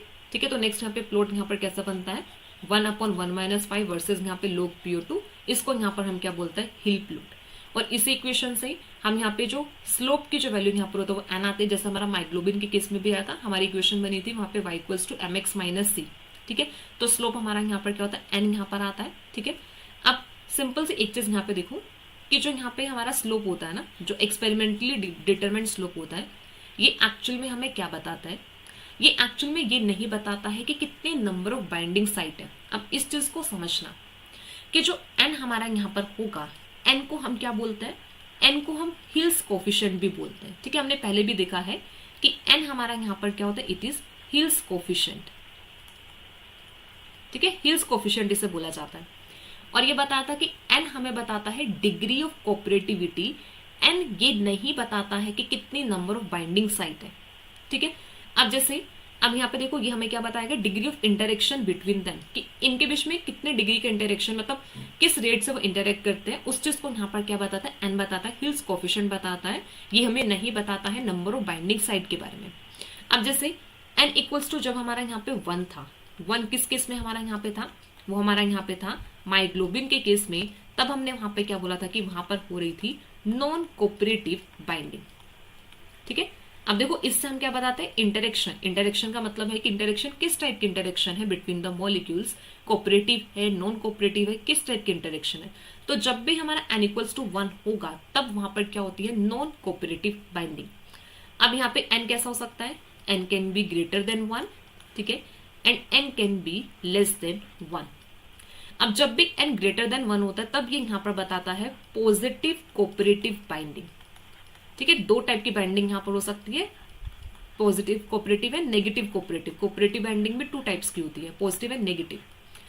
पॉजिटिव का मतलब है कि जब जैसे एक मॉलिक्यूल आके बाइंड करेगा वो क्या करता है, नेक्स्ट वाले की एफिनिटी को इंक्रीज करता है। ठीक है, तो इस टाइप की बाइंडिंग यहाँ पर कैसे होता है, पॉजिटिव कोऑपरेटिव बाइंडिंग।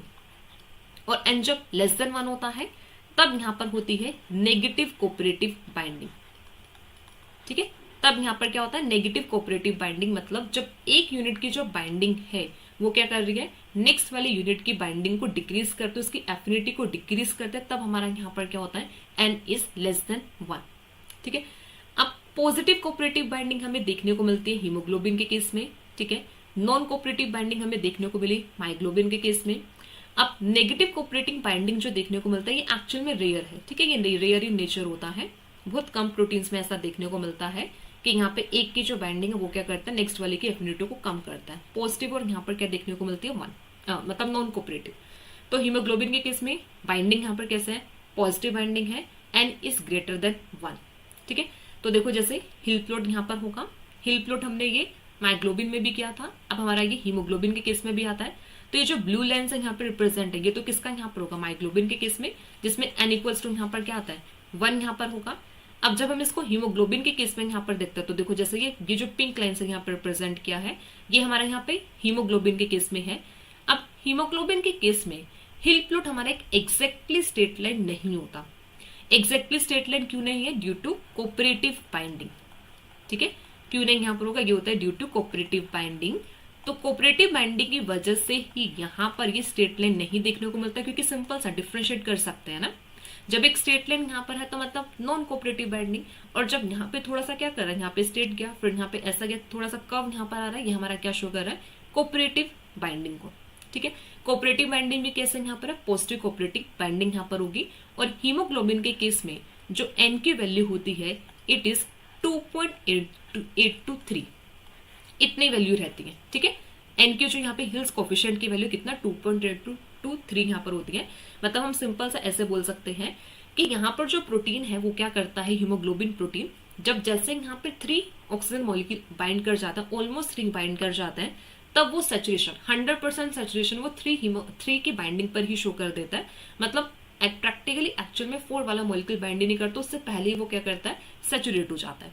ठीक है, अब देखो जैसे जो यहाँ पर ये होगा, मतलब ये हमारा यहाँ पे वाई एक्सिस यहाँ पर, ये यहाँ पे एक्स एक्सिस यहाँ पर है। ठीक है, तो ये प्लॉट हमारा यहाँ पर बनेगा। मायोग्लोबिन के लिए स्ट्रेट लाइन होगा, बट हीमोग्लोबिन के लिए स्ट्रेट लाइन नहीं होता due to cooperative binding. Haemoglobin के लिए यहाँ पर जो वैल्यू रहती है कितनी यहाँ पर होगी? 2.8 to 3 वैल्यू यहाँ पर रहती है। ठीक है, तो काइनेटिक्स में सिंपल सा है, जैसा हमने मायोग्लोबिन के केस में किया वैसे ही हील प्लॉट यहाँ पर आता है। थोड़ा सा एन की वैल्यू का ध्यान में रख लेना कि 1 है या फिर ग्रेटर देन 1 है, लेस देन 1 है, तो कैसे वो, और ये कब इंपॉर्टेंट है। ठीक है, मोस्ट इंपॉर्टेंट हील प्लॉट्स जो है कब इंपॉर्टेंट है, इक्वेशन इंपॉर्टेंट है, एग्जाम में क्वेश्चन आपको यहाँ से देखने को मिलते हैं। नेक्स्ट देखो, नेक्स्ट अब एक छोटा सा एक बेसिक डिफरेंस यहाँ पर है between the haemoglobin and myoglobin. तो सिंपल सा पहले number of peptide chain 4 in haemoglobin and single in myoglobin. Hemoglobin is tetramer protein, myoglobin is monomer. Hemoglobin can bind to CO2, Cu, and O2 and hydrogen ions, but myoglobin can only bind to oxygen. ठीक है, tightly bind करता है, formally bind करता है। अब haemoglobin जो होता है it systematically present all over the body, but myoglobin it only present in the muscle cell. Haemoglobin में सिग्मोइड बाइंडिंग कर्व देखने को मिलता है, in myoglobin it is hyperbolic curve. जो हीमोग्लोबिन होता है उसकी एब्रिविएशन होती है HB, मायोग्लोबिन की MB होता है।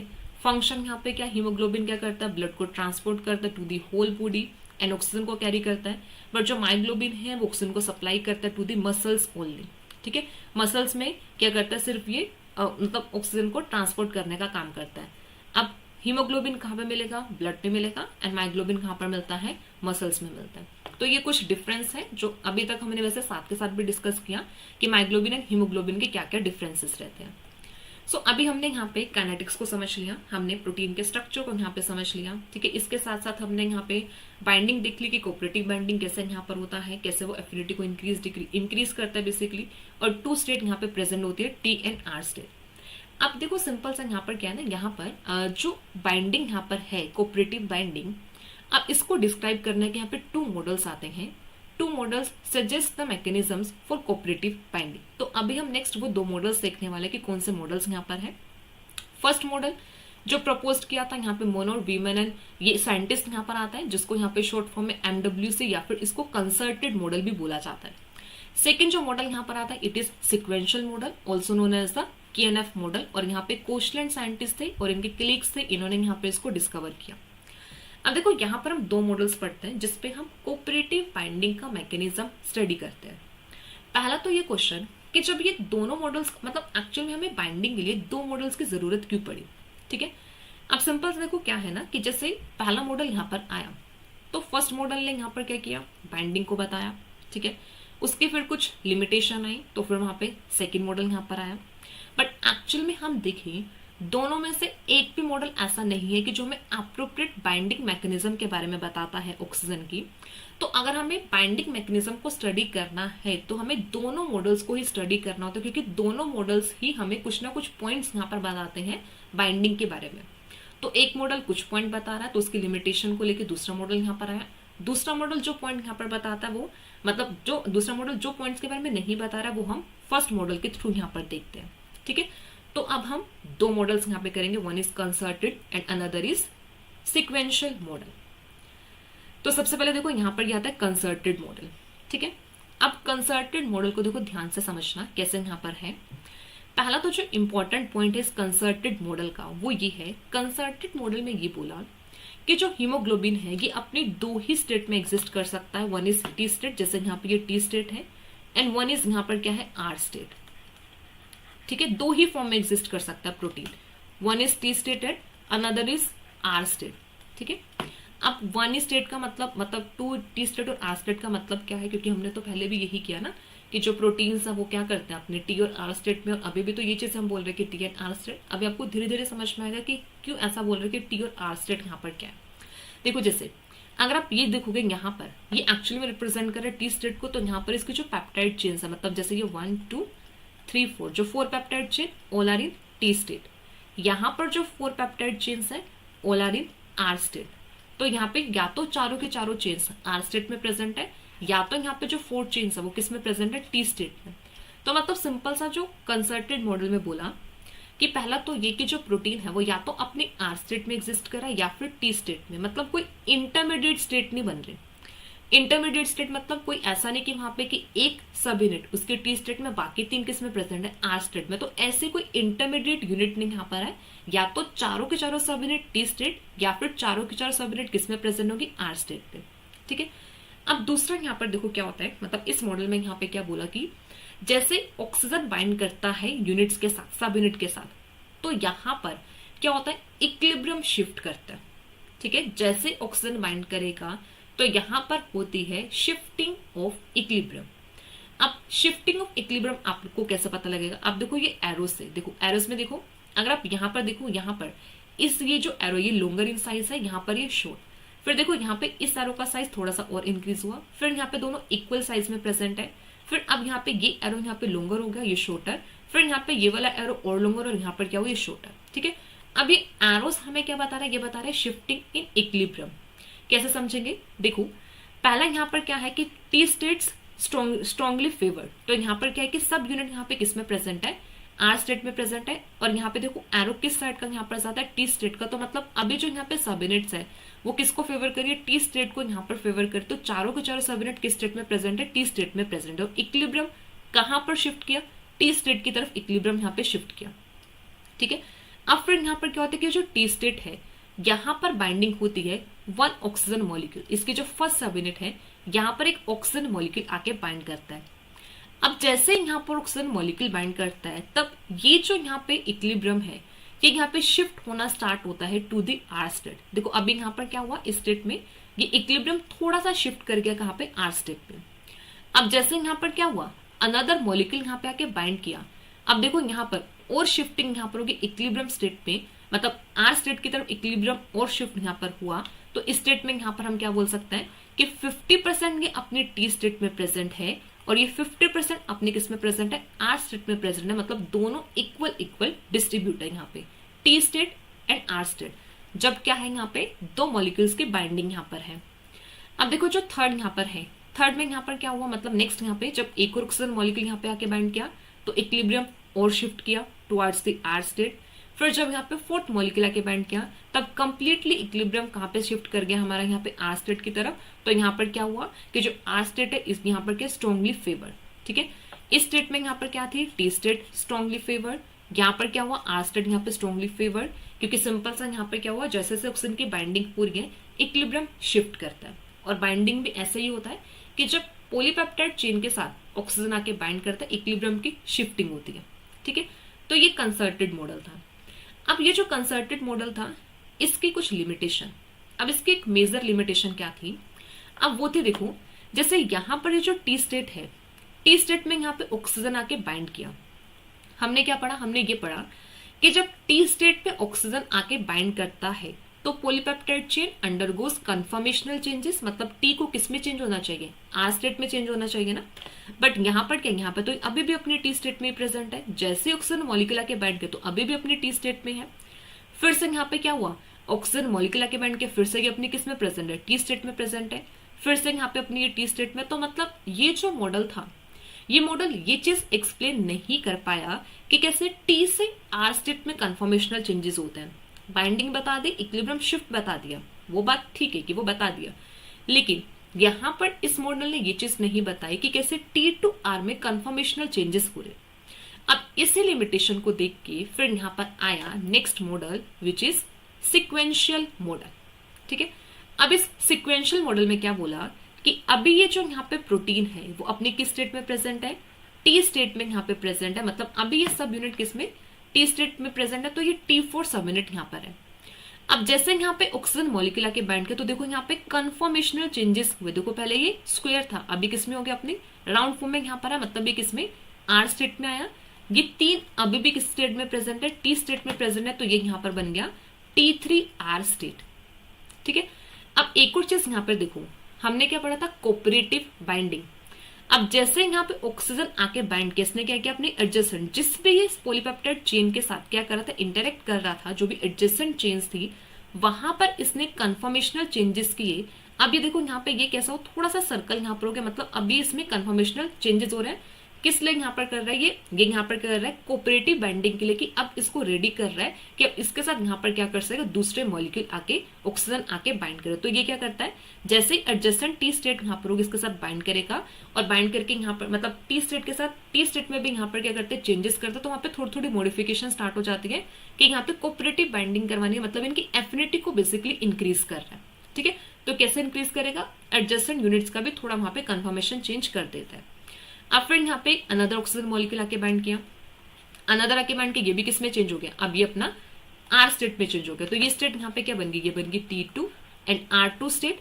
ठीक है, अब इन दोनों ने मिलकर यहाँ पे क्या किया, इन दोनों यूनिट्स को चेंज कर दिया थोड़ा। ठीक है, मतलब यहाँ पे कोऑपरेटिव बाइंडिंग थी, एफिनिटी को इंक्रीज कर दिया। अब इस टाइम यहाँ पे क्या किया, ऑक्सीजन मॉलिक्यूल थर्ड मॉलिक्यूल आके बाइंड किया, तो ये यहाँ पर बन गई R3 स्टेट, सॉरी यहाँ पर हाँ TR3 स्टेट यहाँ पे बन गई, कि तीन यहाँ पे आर में है और एक अभी भी किस में प्रेजेंट है, टी स्टेट में। और फिर ये किस में चेंज यहाँ पर होगा, ये चेंज यहाँ पर हुआ अपने R4 स्टेट में। ठीक है, फिर ये क्या करता है, यहाँ अपने R4 स्टेट पे चेंज करता है। ठीक है, तो अब ये जो मॉडल यहाँ पे था, इस मॉडल ने यहाँ पर क्या बताया कि यहाँ पर क्या होते हैं, इंटरमीडिएट्स प्रेजेंट होता है। जैसे देखो यहाँ पर क्या है, ये तीन इंटरमीडिएट्स यहाँ पे प्रेजेंट है। ठीक है, यहाँ पर क्या है, ये तीन इंटरमीडिएट्स यहाँ पे प्रेजेंट है, T3R, T2R2, TR3, जो यहाँ पे किसमें, कंसर्टेड मॉडल में नहीं प्रेजेंट है। वहां पर क्या था कि या तो टी स्टेट या फिर आर स्टेट है। तो यहाँ पे बोला कि टी से आर में जब कन्फर्मेशनल चेंजेस यहाँ पर होते हैं, तब यहाँ पर क्या होता है, टी से आर में कन्फर्मेशन चेंजेस के टाइम पे बीच में यहाँ पर क्या आते हैं, कुछ इंटरमीडिएट्स यहाँ पर आता है, which are T3R, T2R2, TR3। ठीक है, अब एक चीज यहाँ पे सिंपल से एक चीज यहाँ पर और देखना, देखो अब ये तो सिक्वेंशियल मॉडल में था। ठीक है, सिक्वेंशियल मॉडल ने यहां से एक लिमिटेशन ली, उसको यहाँ पे करेक्ट कर दिया, वो बता दिया।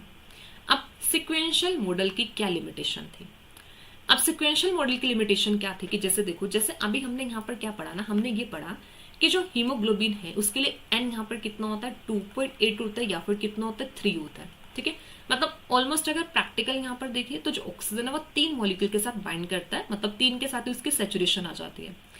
3 मॉलिक्यूल के साथ बाइंड करने का मतलब क्या है, कि अब ये जो प्रोटीन है 3 जब सबयूनिट के साथ बाइंड करेगा, 3 ऑक्सीजन मॉलिक्यूल के साथ बाइंड करेगा, then hemoglobin should be present in R state. ठीक है, यही है ना, कि जब उसके साथ 3 ऑक्सीजन मॉलिक्यूल के बाइंड के, जब वो सैचुरेशन शो कर रहा है, मतलब अब और हीमोग्लोबिन के साथ बाइंड नहीं कर रहा है और ऑक्सीजन मॉलिक्यूल के साथ बाइंडिंग नहीं हो रही है, तब जो हीमोग्लोबिन के जो यूनिट्स हैं, जो यहाँ पे 3 ऑक्सीजन आके बाइंड के, तब वो आर स्टेट में प्रेजेंट होना चाहिए। बट जब हम सिक्वेंशियल मॉडल में देखते हैं, जब 3 ऑक्सीजन मॉलिक्यूल यहाँ पर आके बाइंड किए, तो ये तो किस में प्रेजेंट है, अपने इंटरमीडिएट स्टेट में प्रेजेंट है, ये तो अपनी कंप्लीट आर स्टेट यहाँ पे शो ही नहीं कर रहा। ठीक है, बट अगर आप इसको इस मॉडल से यहाँ पर देखोगे, इसमें देखो यहाँ पर क्या है कि जब ये अपनी 3 ऑक्सीजन मॉलिक्यूल के साथ यहाँ पर आके बाइंड किया, तो ये अपनी किस स्टेट में यहाँ पर प्रेजेंट है, ये कंप्लीटली आर स्टेट में यहाँ पर प्रेजेंट है। क्योंकि सिंपल सा आर स्टेट ही हमारी यहाँ पे कैसी है, रिलैक्स स्टेट है, जहां पर क्या करता है, ऑक्सीजन मॉलिक्यूल आके बाइंड करता है, मतलब एफिनिटी हमारी बेसिकली जो ऑक्सी हीमोग्लोबिन की जो स्टेट है वो हमारी आर स्टेट है। ठीक है, तो अब अगर आप इस केस में यहाँ पर देखें, तो ये मॉडल क्या नहीं एक्सप्लेन कर पाया कि जब यहाँ पे 3 मॉलिक्यूल की बाइंडिंग है, तो जो हीमोग्लोबिन है वो अपनी कंप्लीटली आर स्टेट में नहीं प्रेजेंट है, वो अपनी इंटरमीडिएट स्टेट में प्रेजेंट है। बट ये किससे एक्सप्लेन होता है? ये एक्सप्लेन होता है हमारे कंसर्टेड मॉडल से, जिसमें यहाँ पर ये बोला कि जब 3 ऑक्सीजन मॉलिक्यूल यहाँ पर आके बाइंड करते हैं तब ये जो हीमोग्लोबिन है वो अपनी किस स्टेट में प्रेजेंट है? वो अपने आर स्टेट में प्रेजेंट है। ठीक है, तो ये 2 मॉडल्स यहाँ पर थे। ठीक है, दोनों मॉडल्स इंपॉर्टेंट, दोनों के अपने अपने लिमिटेशन है और हम ऑक्सीजन बाइंडिंग के लिए दोनों मॉडल्स को यूज करते हैं, किसी एक मॉडल से हम बाइंडिंग नहीं बता सकते। ठीक है, तो यहाँ पे हमारे ये 2 मॉडल्स यहाँ पर आते हैं। अब नेक्स्ट जो यहाँ पर हम देखेंगे, अभी हमने देखो हीमोग्लोबिन का कितना कुछ पढ़ लिया। हमने पढ़ लिया हीमोग्लोबिन का स्ट्रक्चर, हीमोग्लोबिन की कोऑपरेटिव बाइंडिंग, हीमोग्लोबिन का यहाँ पे मतलब कैसे सिग्मोइड कर्व यहाँ पर आता है वो हमने देख लिया, कैनेटिक्स हमने देख ली, हिल प्लॉट हमने देख लिया। फिर हमने यहाँ पे 2 मॉडल्स देख लिए कि यहाँ पर कैसे ऑक्सीजन की बाइंडिंग यहाँ पर होती है। अब नेक्स्ट एक और जो इंपॉर्टेंट हम करने वाले हैं ये यहाँ पर होगा इन्फ्लुएंस ऑफ फैक्टर्स और ऑक्सीजन डिसोसिएशन कर्व। अब ये जो ऑक्सीजन डिसोसिएशन कर्व है, जो हमने एस शेप कर्व किया, सिग्मोइड हमने कर्व किया, वहां पर ऐसे कौन कौन से फैक्टर्स हैं जो क्या कर सकते हैं, उस कर्व को इन्फ्लुएंस कर सकते हैं। अब वो यहाँ पर हम देखेंगे नंबर ऑफ फैक्टर्स। ठीक है, अब जैसे सिंपल सा देखो, जब बाइंडिंग यहाँ पर होती है ऑक्सीजन की to the hemoglobin, it is influenced by several factors, बहुत सारे फैक्टर्स यहाँ पर आता है। अब एक्चुअल में ये फैक्टर्स करते क्या है? These factors are responsible for the shifting और reshaping the oxygen dissociation curve. तो जैसे ये फैक्टर्स यहाँ पर आते हैं, ये फैक्टर्स क्या करते हैं? इस ऑक्सीजन डिसोसिएशन कर्व को शिफ्ट करते हैं। जैसे हमने यहाँ पर क्या किया, हमने ये जो कर्व किया था, हमने क्या किया, कैसा है यहाँ पे एस शेप कर्व यहाँ पर बनता है। ठीक है, तो इस एस शेप कर्व को जैसे फैक्टर्स यहाँ पर आके बाइंड करेंगे वो क्या करते हैं? रीशिफ्ट कर देते हैं, मतलब शिफ्टिंग या फिर रीशेपिंग यहाँ पर करते हैं। अब शिफ्टिंग कैसे हो सकती है? राइट डायरेक्शन में भी शिफ्टिंग हो सकती है, और शिफ्टिंग कैसे हो सकती है? लेफ्ट डायरेक्शन में भी हो सकती है। ठीक है, तो अब शिफ्ट राइट और लेफ्ट दोनों हो सकता है। जब भी राइट शिफ्ट यहाँ पर होती है, it signifies the reduced oxygen affinity for haemoglobin. अब सिंपल से देखो, जब हम फैक्टर्स की यहाँ पे बात करें तो कुछ फैक्टर्स ऐसे होंगे जो यहाँ पर क्या करेंगे? ऑक्सीजन एफिनिटी को रिड्यूस करेंगे, एंड कुछ फैक्टर्स ऐसे होंगे जो क्या करेंगे? ऑक्सीजन एफिनिटी को इंक्रीज करने का काम करेंगे। जब भी oxygen affinity of haemoglobin decrease होगी, रिड्यूस होगी, ये कर्व शिफ्ट करता है राइट साइड में। ठीक है, तो हम सिंपल सा ऐसे बोल सकते हैं, इसको आर से याद कर लेना। आर स्क्वायर मतलब राइट साइड में शिफ्टिंग होगी तो रिड्यूस्ड होगी, एफिनिटी क्या होगी? रिड्यूस्ड होगी। और जब ये लेफ्ट साइड में मतलब इधर डायरेक्शन में शिफ्ट होगा लेफ्ट साइड में, तब यहां पर एफिनिटी क्या होगी? इंक्रीज, तो ये हो जाएगा एल आई। आर आर मतलब right side reduced, L I मतलब लेफ्ट साइड इंक्रीज। तो यहाँ पे सर्टेन नंबर ऑफ फैक्टर्स यहाँ पर आएंगे जो ऑक्सीजन डिसोसिएशन कर्व को शिफ्ट करेंगे, whether in the right side और लेफ्ट साइड। राइट साइड में होगा तो एफिनिटी डिक्रीज, लेफ्ट साइड में होगा तो एफिनिटी इंक्रीज। ठीक है, तो अब हम यहाँ पर देखते हैं कौन कौन से फैक्टर्स होंगे। तो यहाँ पर 4 मेजर फैक्टर यहाँ पर आते हैं, जैसे यहाँ पे टेम्परेचर होगा, ठीक है, पीएच यहाँ पर है, यहाँ पर 2,3 बीपीजी मतलब बिसफॉस्फोग्लिसरेट, एंड 4th यहाँ पर होगा CO2। अब याद है हम लोगों ने किया था, हमने मॉड्यूलेटर्स किए थे ना, तो मॉड्यूलेटर्स में भी बताया था बीपीजी, CO2, हाइड्रोजन आयंस। अब पीएच को हम किससे रिलेट कर सकते हैं? हाइड्रोजन एंड कॉन्सेंट्रेशन से ना। तो यहाँ पे 4 फैक्टर्स यहाँ पर आएंगे जो मेनली रिस्पॉन्सिबल होते हैं ऑक्सीजन डिसोसिएशन कर्व को शिफ्ट करने में, राइट डायरेक्शन में या फिर लेफ्ट डायरेक्शन में। तो यहाँ पर हम सबसे पहला फैक्टर करेंगे टेम्परेचर। तो टेम्परेचर एक मेजर फैक्टर है जो ऑक्सीजन डिसोसिएशन कर्व को इन्फ्लुएंस करता है। कैसे करेगा? जैसे यहाँ पे टेम्परेचर इंक्रीज होता है, शिफ्ट जो कर्व यहाँ पर होगा, कर्व कहाँ पे? राइट साइड में शिफ्ट हो जाएगा। ठीक है, अब राइट साइड का मतलब क्या है? रिड्यूस। तो जैसे टेम्परेचर इंक्रीज किया तो एफिनिटी क्या हो गई? कम। ठीक है, तो हम क्या बोल सकते हैं कि जो टेम्परेचर यहाँ पर होगा, temperature is inversely proportional to affinity. ठीक है, इनवर्सली प्रोपोर्शनल होगा कि जैसे जैसे टेम्परेचर इंक्रीज करते हैं वैसे वैसे एफिनिटी भी रिड्यूस हो रही है, क्योंकि कर्व कहां पर शिफ्ट करता है? राइट साइड पे। अब जैसे यहाँ पे डिक्रीज इन टेम्परेचर होगा, शिफ्ट कर्व कहां पे शिफ्ट करेगा? लेफ्ट साइड में। तो हम सिंपल सा ये बोल सकते हैं increase in the temperature is responsible for the lowering the affinity of oxygen to hemoglobin. तो ये यहाँ पे रिलेशन कैसा यहाँ पर आ जाएगा? Inverse relation. तो एक फैक्टर ये हुआ। अब ऐसे यहाँ पर हमारा सेकेंड इंपॉर्टेंट फैक्टर यहाँ पर आता है पीएच और हाइड्रोजन आयन कॉन्सेंट्रेशन। ठीक है, अब देखो पीएच और हाइड्रोजन एंड कॉन्सेंट्रेशन में इनवर्स रिलेशन होता है, तो इन दोनों का एफिनिटी के साथ भी यहाँ पर क्या होगा, इनवर्स रिलेशन। ठीक है, देखते हैं कैसे। अब ऑक्सीजन डिसोसिएशन को शिफ्ट करता है to the right with decrease in pH, मतलब जब पीएच डिक्रीज करती है, ठीक है, पीएच डिक्रीज किया, राइट साइड में शिफ्ट किया, यहाँ पे कर्व राइट साइड में शिफ्ट किया, कर्व मतलब आर मतलब एफिनिटी रिड्यूस्ड, तो decrease in pH reduces the affinity, decrease in pH reduces the affinity. अब इसको रिवर्स कर दो, हाइड्रोजन एंड कॉन्सेंट्रेशन कर दो, increase in hydrogen ion concentration reduces the affinity, दोनों तरीके से बोल सकते हैं। पीएच यहां पर क्या होगी, pH decrease, affinity decrease, hydrogen ion concentration increase, affinity decrease. ठीक है, और जब लेफ्ट में शिफ्ट करेगा तो यहां पर क्या होगा, मतलब लेफ्ट में कब शिफ्ट करेगा, जब पीएच इंक्रीज होगा या फिर हाइड्रोजन एंड कॉन्सेंट्रेशन डिक्रीज। तो हम क्या बोल सकते हैं कि जो पीएच यहां पर है, pH is directly proportional to affinity, it is directly proportional to affinity, and हमारा जो हाइड्रोजन एंड कॉन्सेंट्रेशन होगा it is inversely proportional to affinity. ठीक है, अब देखो एफिनिटी इंपॉर्टेंट है, एग्जाम में क्वेश्चन बनते हैं। ठीक है, कि राइट में शिफ्ट करेगा, लेफ्ट में शिफ्ट करेगा, यहां से क्वेश्चन बनते हैं। तो राइट में करेगा मतलब रिड्यूस्ड, लेफ्ट में करेगा तो increased, pH is directly proportional to affinity, hydrogen ion concentration is inversely proportional to affinity. अब जो यहां पर हम देखते हैं वो क्या है, हम देखते हैं रीजन कि क्यों ऐसा होता है कि हाइड्रोजन एंड कॉन्सेंट्रेशन इंक्रीज करने से एफिनिटी रिड्यूस है या पीएच को डिक्रीज करने से एफिनिटी रिड्यूस्ड है। अब सिंपल से देखो कैसा है कि जो पीएच को जो इफेक्ट होता है वो किसके ऊपर डिपेंड करते हैं, depends on the amino terminals and side chain of two histidine molecule. Important है, पार्ट सी से स्टेटमेंट बेस्ड क्वेश्चन बन सकते हैं कि जो पीएच इफेक्ट करती है वो कौन से, मतलब कहां पर इफेक्ट करती है, तो ये कहां पे इफेक्ट करेगी, amino terminals and side chain of two histidine molecule. अब ये जो टू हिस्टिडीन मॉलिक्यूल है ये कौन सा यहाँ पर है, these are histidine 146 on the beta subunit, ठीक है, एंड हिस्टिडीन 122 ऑन अल्फा सब यूनिट।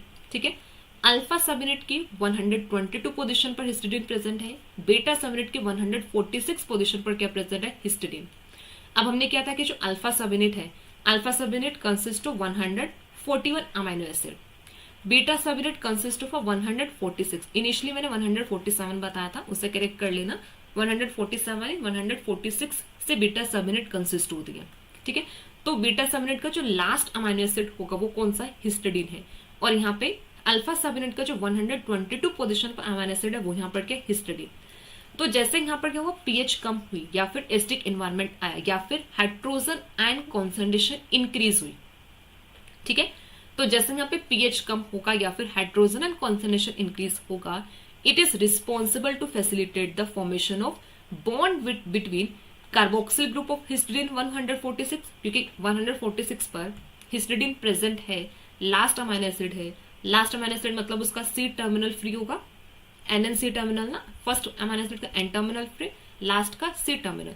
तो जो 146 पोजीशन पर हिस्टिडीन प्रेजेंट है उसका वहां पर क्या होगा, सी टर्मिनल फ्री, तो उसका कार्बोक्सिलिक ग्रुप बॉन्ड बनाता है किसके साथ, lysine residue in the alpha सब unit of other alpha beta dimer. ठीक है, देखो इसको कैसे समझना, जैसे यहां पर ये अल्फा बीटा डाइमर है, ये अनदर, ठीक है, तो इसमें होता क्या है, यहां पे ये जो बीटा सब यूनिट है इसका जो यहाँ पे 146 पोजीशन पर हिस्टिडीन प्रेजेंट है, ये क्या करता है, यहां से जो लाइसिन यहाँ पर होगा अल्फा सब यूनिट का, इसके साथ यहाँ पर क्या करता है, बॉन्ड बनाता है। ठीक है, तो अल्फा सब यूनिट का लाइसिन एंड बीटा सब यूनिट का हिस्टिडीन ऑफ 146 पोजीशन, वो यहाँ पर क्या करता है, इसका कार्बोक्सिल ग्रुप क्या करता है, लाइसिन के साथ बॉन्ड बनाता है।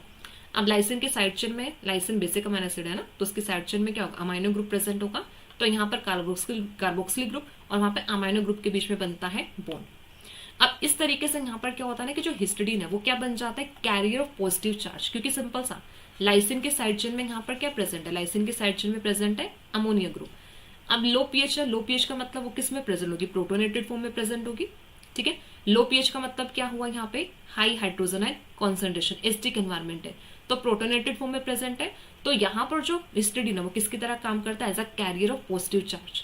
जब ये पॉजिटिव चार्ज की तरह काम करता है तो ये क्या करता है, ये पार्ट लेता है in the salt bridge formation, मतलब ionic interaction with the negatively charged aspartate 94 position on the same beta subunit. अब ये जो इतना पार्ट है ना, it is very very important, क्योंकि यहां से एग्जाम में क्वेश्चन बन सकते हैं। देखो सिंपल से एक चीज समझना होता क्या है, जैसे लो पीएच होती है, लो पीएच पर यहां पर जो हिस्टिडीन है, हिस्टिडीन क्या करता है, वो अपनी मतलब एक पॉजिटिव चार्ज कैरियर की तरह काम करता है हिस्टिडीन, और वो पॉजिटिव चार्ज कैरियर क्या करता है, वो aspartate residue negatively charge amino acid है, उसके साथ यहाँ पर क्या करता है, आयनिक इंटरेक्शन करता है, मतलब सोल्ट ब्रिज फॉर्म करता है। मतलब यहाँ पे histidine positive charge, aspartate negative charge, दोनों के बीच में आयनिक इंटरेक्शन यहाँ पर होगी, और ये क्या करता है, मतलब सोल्ट ब्रिज की फॉर्मेशन करता है। अब जब ये सोल्ट ब्रिज की फॉर्मेशन होती है ना, ये एक्चुअल में करती क्या है, ये डिऑक्सी हीमोग्लोबिन को स्टेबल कर देती है। ठीक है, जैसे यहाँ पे सोल्ट ब्रिज फॉर्मेशन होती है, ये क्या करते हैं, स्टेबलाइजेस द डीऑक्सी हीमोग्लोबिन।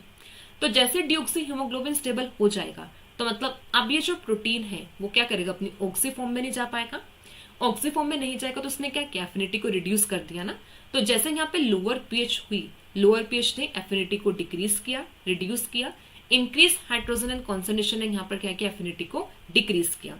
अब इसको थोड़ा सा डिटेल में समझे तो यहाँ पर क्या है कि जो हिस्टिडीन पॉजिटिव चार्ज कैरियर की तरह काम कैसे करता है, क्योंकि हिस्टिडीन क्या करता है, अनदर अल्फा बीटा डाइमर की अल्फा सबयूनिट के लाइसिन के साथ यहाँ पर बॉन्ड बनाता है और एक पॉजिटिव कैरियर मतलब पॉजिटिव चार्ज कैरियर बन जाता है। फिर ये पॉजिटिव चार्ज कैरियर क्या करता है, एस्पार्टेट मतलब बीटा सबयूनिट का जो एस्पार्टेट है 94 पोजीशन पर, उसके साथ जाके क्या करता है, आयनिक इंटरेक्शन करता है, बॉन्ड फॉर्मेशन करता है, जिससे अब ये जो प्रोटीन है अपने टी स्टेट में स्टेबल हो जाता है, मतलब डीऑक्सी हीमोग्लोबिन में ये स्टेबल हो जाता है। ठीक है, तो जैसे यहाँ पर क्या होगा, नेक्स्ट यहाँ पर ये किस स्टेट पे, अपने डीऑक्सीनेटेड स्टेट में स्टेबलाइज हुआ, जिससे ऑक्सी हीमोग्लोबिन नहीं बन पाएगा।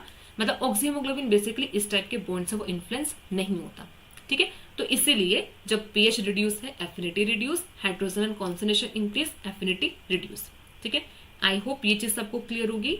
याद रखना पीएच कैसे इफेक्ट करता है, अमीनो एसिड का याद कर लेना, स्टेटमेंट बेस्ड क्वेश्चन बनते हैं या फिर पार्ट बी में डायरेक्टली यहाँ से क्वेश्चन बन जाते हैं। ठीक है, कि कौन सा हिस्ट्री इन्वॉल्व है, किस किस के बीच में आयनिक इंटरेक्शन यहाँ पर होगी। ठीक है, तो यहाँ पे हमारा सेकेंड फैक्टर कंप्लीट हुआ, it was pH and hydrogen ion concentration. Third यहाँ पर देखते हैं, थर्ड इज CO2 या फिर कार्बन डाइऑक्साइड। अब CO2 जो मतलब हीमोग्लोबिन है, हीमोग्लोबिन CO2 के साथ भी बाइंड करता है। सेम इसके भी जो रिलेशन है, it is inversely related to binding of oxygen. देखो वैसे भी सिंपल सा कॉन्सेप्ट है, जब CO2 की बाइंडिंग होगी तो वो क्या करेगा, O2 की एफिनिटी को रिड्यूस करेगा। तो जब CO2 की बाइंडिंग है तब भी यहाँ पर क्या है कि जो कर्व है वो कहाँ पे, राइट साइड में शिफ्ट करने वाला है। जैसे जैसे CO2 की कॉन्सेंट्रेशन होगी, ऑक्सीजन की बाइंडिंग एफिनिटी रिड्यूस हो जाएगी। ठीक है, अब कैसे देखो यहाँ पर होता है कि जो CO2 यहाँ पर है, ये क्या करता है, बाइंड करता है ऐसा carbamate group to the amino group. ठीक है, अमाइनो ग्रुप के साथ ये बाइंड करता है कहाँ पे, at the amino terminal end of each globin chain. ठीक है, अब देखो एक चीज जो आपको नोट करना है, ठीक है, यहाँ पर हमने क्या किया था कि जो आयनिक इंटरेक्शन है वो कहाँ पर हो रही है, बीटा सबयूनिट्स में। ठीक है, अब यहाँ पर जो CO2 की बाइंडिंग है वो ईच ग्लोबिन चेन का मतलब कि अल्फा या फिर जो बीटा यहाँ पर हो, दोनों के क्या करता है, अमाइनो टर्मिनल पर जाके क्या करता है, ये कार्बन डाइऑक्साइड बाइंड करता है एज अ कार्बामेट ग्रुप या फिर कार्बामेट आयन की तरह। जैसे देखो ये CO2 यहाँ पर है, ये यहाँ पर क्या हुआ, अमाइनो टर्मिनल रेसिड्यू यहाँ पर है, तो अमाइनो टर्मिनल के साथ यहाँ पे ये बॉन्ड बनाएगा, ये बॉन्ड यहाँ पर बना तो ये बन गया कार्बामिनो टर्मिनल रेसिड्यू। ठीक है, ये CO2 यहाँ पर आके बाइंड किया और यहाँ से क्या करता है, एक प्रोटॉन यहाँ से क्या करता है, रिलीज हो जाता है। ठीक है, ये CO2 की बाइंडिंग यहाँ पर होता है और ये बन जाता है कार्बिनो हीमोग्लोबिन। अब ये जो कार्बिनो हीमोग्लोबिन है ये क्या करेगा, ऑक्सीजन की एफिनिटी को रिड्यूस करता है। ठीक है, अब ये जो कार्बामेट्स यहाँ पे बाइंड करता है, इसके अलावा एडिशनली और ये क्या करता है, ये भी सोल्ट ब्रिजेस फॉर्म करते हैं और जिससे ये क्या करता है, टी स्टेट को स्टेबलाइज करने का काम करता है और यहाँ से ऑक्सीजन को रिलीज करता है। जैसे हमने पहले देखा कि सोल्ट ब्रिजेस बनेंगे तो टी स्टेट स्टेबलाइज हो जाएगी। सेम जो कार्बामेट भी देखो यहाँ पे आयंस हो गए ना, नेगेटिव चार्ज ये कैरी कर रहा है, तो ये भी क्या कर सकता है, यहाँ पे ये मतलब पॉजिटिवली चार्ज ग्रुप के साथ इंटरेक्ट कर सकता है। इंटरेक्ट करेगा तो वहां पर क्या होगा, सोल्ट ब्रिजेस फॉर्मेशन यहाँ पर होगी। टी स्टेट को क्या करता है, ये स्टेबलाइज करता है, जिससे यहाँ पे CO2 की एफिनिटी ज्यादा मतलब CO2 की कॉन्सेंट्रेशन जैसे इंक्रीज होगा, O2 की एफिनिटी रिड्यूस हो जाएगी। ठीक है, अब एक चीज यहाँ पे देखना है, जैसे अब हमने यहाँ पे दो कॉन्सेंट्रेशन इफेक्ट देखे, मतलब एक हमने पीएच का देखा या फिर हाइड्रोजन एंड कॉन्सेंट्रेशन, और एक हमने यहाँ पर देखा CO2। ठीक है, अब ये जो इनका इफेक्ट होता है CO2 एंड pH का, इन दोनों के इफेक्ट को यहाँ पर बोर इफेक्ट बोला जाता है। और इस इफेक्ट को ना आप जब एनिमल फिजियो पढ़ते हो ना, जब ऑक्सीजन का ट्रांसपोर्ट हम करते हैं टिश्यूज एंड लंग्स में, वहां पर भी हम देखते हैं बोर इफेक्ट को। ठीक है, तो pH का इफेक्ट और CO2 कंसंट्रेशन का जो इफेक्ट यहाँ पर होता है, इसको यहाँ पर हम बोलते हैं बोर इफेक्ट। अब यहाँ पे लास्ट फैक्टर यहाँ पर होगा, लास्ट इज BPG 2,3-बिसफॉस्फोग्लिसरेट यहाँ पर है। 2,3-बिसफॉस्फोग्लिसरेट इज नेगेटिव आयन। ठीक है, अनाइनिक मॉलिक्यूल है। ठीक है, अनाइनिक मॉलिक्यूल होता है 2,3-बिसफॉस्फोग्लिसरेट। ठीक है, R बेसिस में बनता है, एनाइनिक मॉलिक्यूल है। अब इस अनाइनिक मॉलिक्यूल की बाइंडिंग भी देखो कहां पर होती है। अब BPG की जो बाइंडिंग है वो कहां पे प्रेजेंट है, in the cavity between the sub units in the T state. T state में वहां पर क्या करते हैं, BPG की बाइंडिंग वहां पर है। अब देखो सिंपल सा कैसे, BPG एक अनाइनिक मॉलिक्यूल, T स्टेट की जो केविटी होगी ये किससे लाइन होगी, positive charge amino acid residue से। पॉजिटिव चार्ज नेगेटिव चार्ज के साथ इंटरेक्ट करेंगे, इंटरेक्शन यहाँ पर होगी, सॉल्ट ब्रिजेस यहाँ पे बनेंगे। ठीक है, तो यहाँ पर क्या होता है, देखो पॉजिटिव चार्ज लाइन करता है यहाँ पे केविटी को, इंटरेक्ट करता है with the negatively charge group of BPG।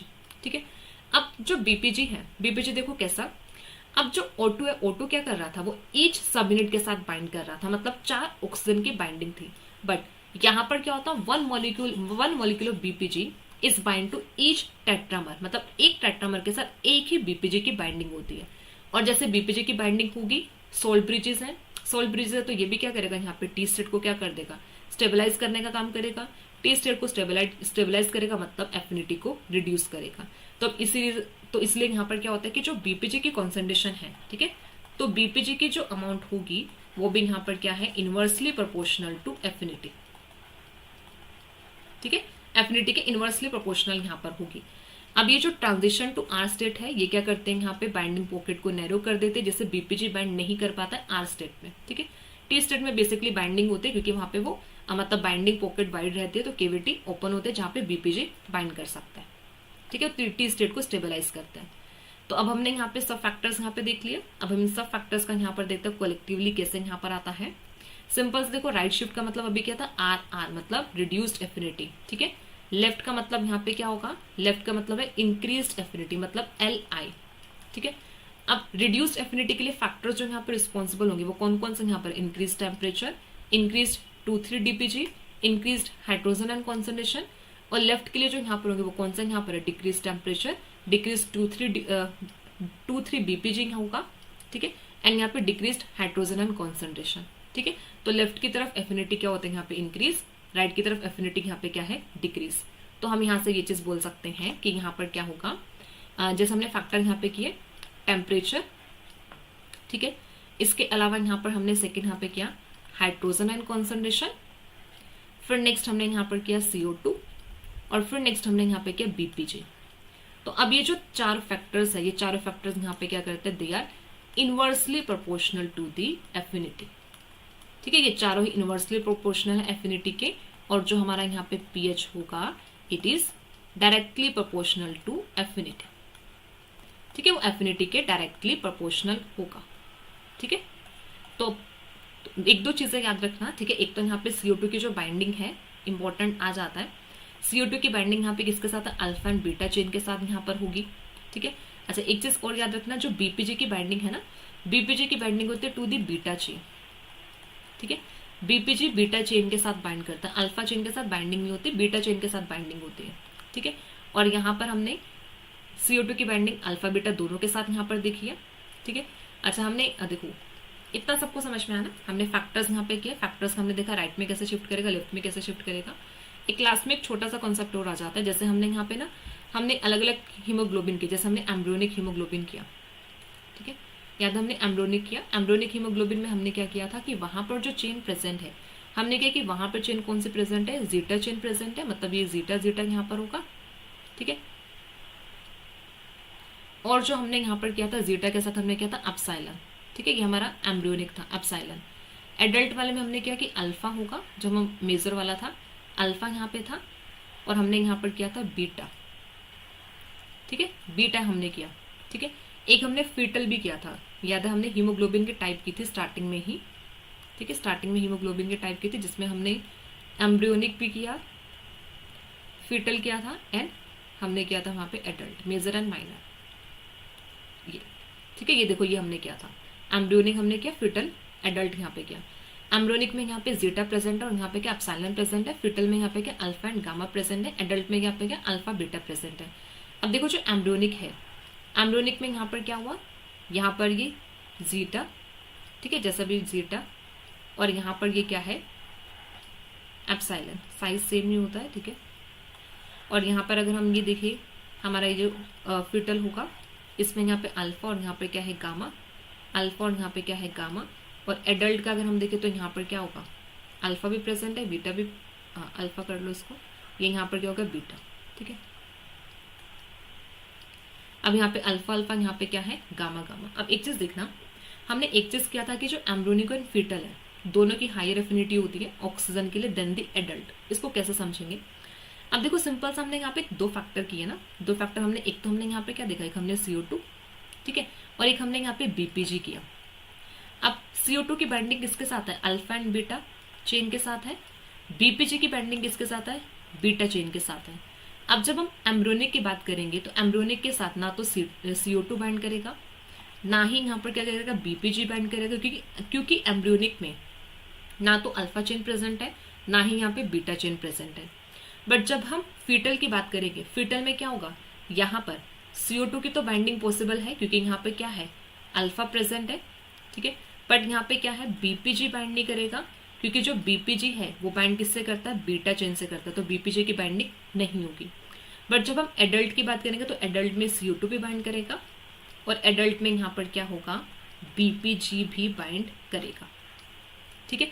तो इसी रीजन से हम क्या बोलते हैं कि embryonic has higher affinity and fetal and higher affinity than the adult hemoglobin. तीनों में भी अगर हम देखें एम्ब्रियोनिक की सबसे ज्यादा हायर एफिनिटी है, फिटल की उससे कम है, और सबसे कम एफिनिटी यहाँ पे किसकी आ जाती है, एडल्ट हीमोग्लोबिन की, ठीक है। तो हमने यहाँ पर कंप्लीट यहाँ पे देख लिया हीमोग्लोबिन के बारे में, डिटेल यहाँ पे structure, kinetics, everything, cooperative binding, ठीक है, हिल्स फ्लोट यहाँ पे डिफरेंस क्या है, टू मॉडल्स यहाँ पे कौन कौन सा आता है, कैसे बाइंडिंग को हम डिस्क्राइब करता है, मैकेनिज्म क्या क्या आता है, फैक्टर्स हमने देख लिया कौन कौन से फैक्टर्स है, फैक्टर्स का डिटेल में भी देख लिया कैसे यहाँ पर होगा। इंपॉर्टेंट टॉपिक है, यहाँ से आपको पार्ट सी में क्वेश्चन जरूर देखने को मिलेगा, किसी ना किसी कॉन्सेप्ट से आ ही जाता है, ठीक है। और लास्ट में हमने ये भी देख लिया कि जैसे ये एम्ब्रियोनिक यहाँ पर होगा, ठीक है, ये जैसे हमारा ये एडल्ट यहाँ पर है, ऐसे हमने एक और यहाँ पे किया था जिसमें हमने अल्फा अल्फा और हमने यहाँ पर देखा था गामा गामा प्रेजेंट होगी, ठीक है। तो यहाँ पे हमने वही, यहाँ पे ना तो CO2 की बाइंडिंग, ठीक है, ना यहाँ पे BPG की बाइंडिंग क्योंकि चेन से नहीं है, यहाँ पे CO2 भी बाइंड करेगा, ठीक है, एंड यहाँ पर BPG भी बाइंड करेगा, ठीक है, और यहाँ पर क्या अल्फा अल्फा में यहाँ पे CO2 बाइंड करेगा, ठीक है, बट यहाँ पे BPG बाइंड नहीं करेगा, ठीक है। तो इसी के साथ हमारा हीमोग्लोबिन टॉपिक कंप्लीट होता है। So thank you so much everyone for watching this video. अगर आपको ये लेक्चर यूजफुल लगा है तो प्लीज़ लाइक कीजिए, चैनल को सब्सक्राइब कीजिए, शेयर कीजिए अपने फ्रेंड्स के साथ जो भी आपके नोन में प्रिपरेशन कर रहे हैं एग्जाम के, या फिर आप समझते हो कि जिसके लिए लेक्चर हेल्पफुल हो सकता है तो प्लीज़ शेयर कीजिए। So again thank you so much everyone and very very all the best to all the aspirants जो प्रिपेयर कर रहे हैं एग्जाम के लिए। Thank you so much.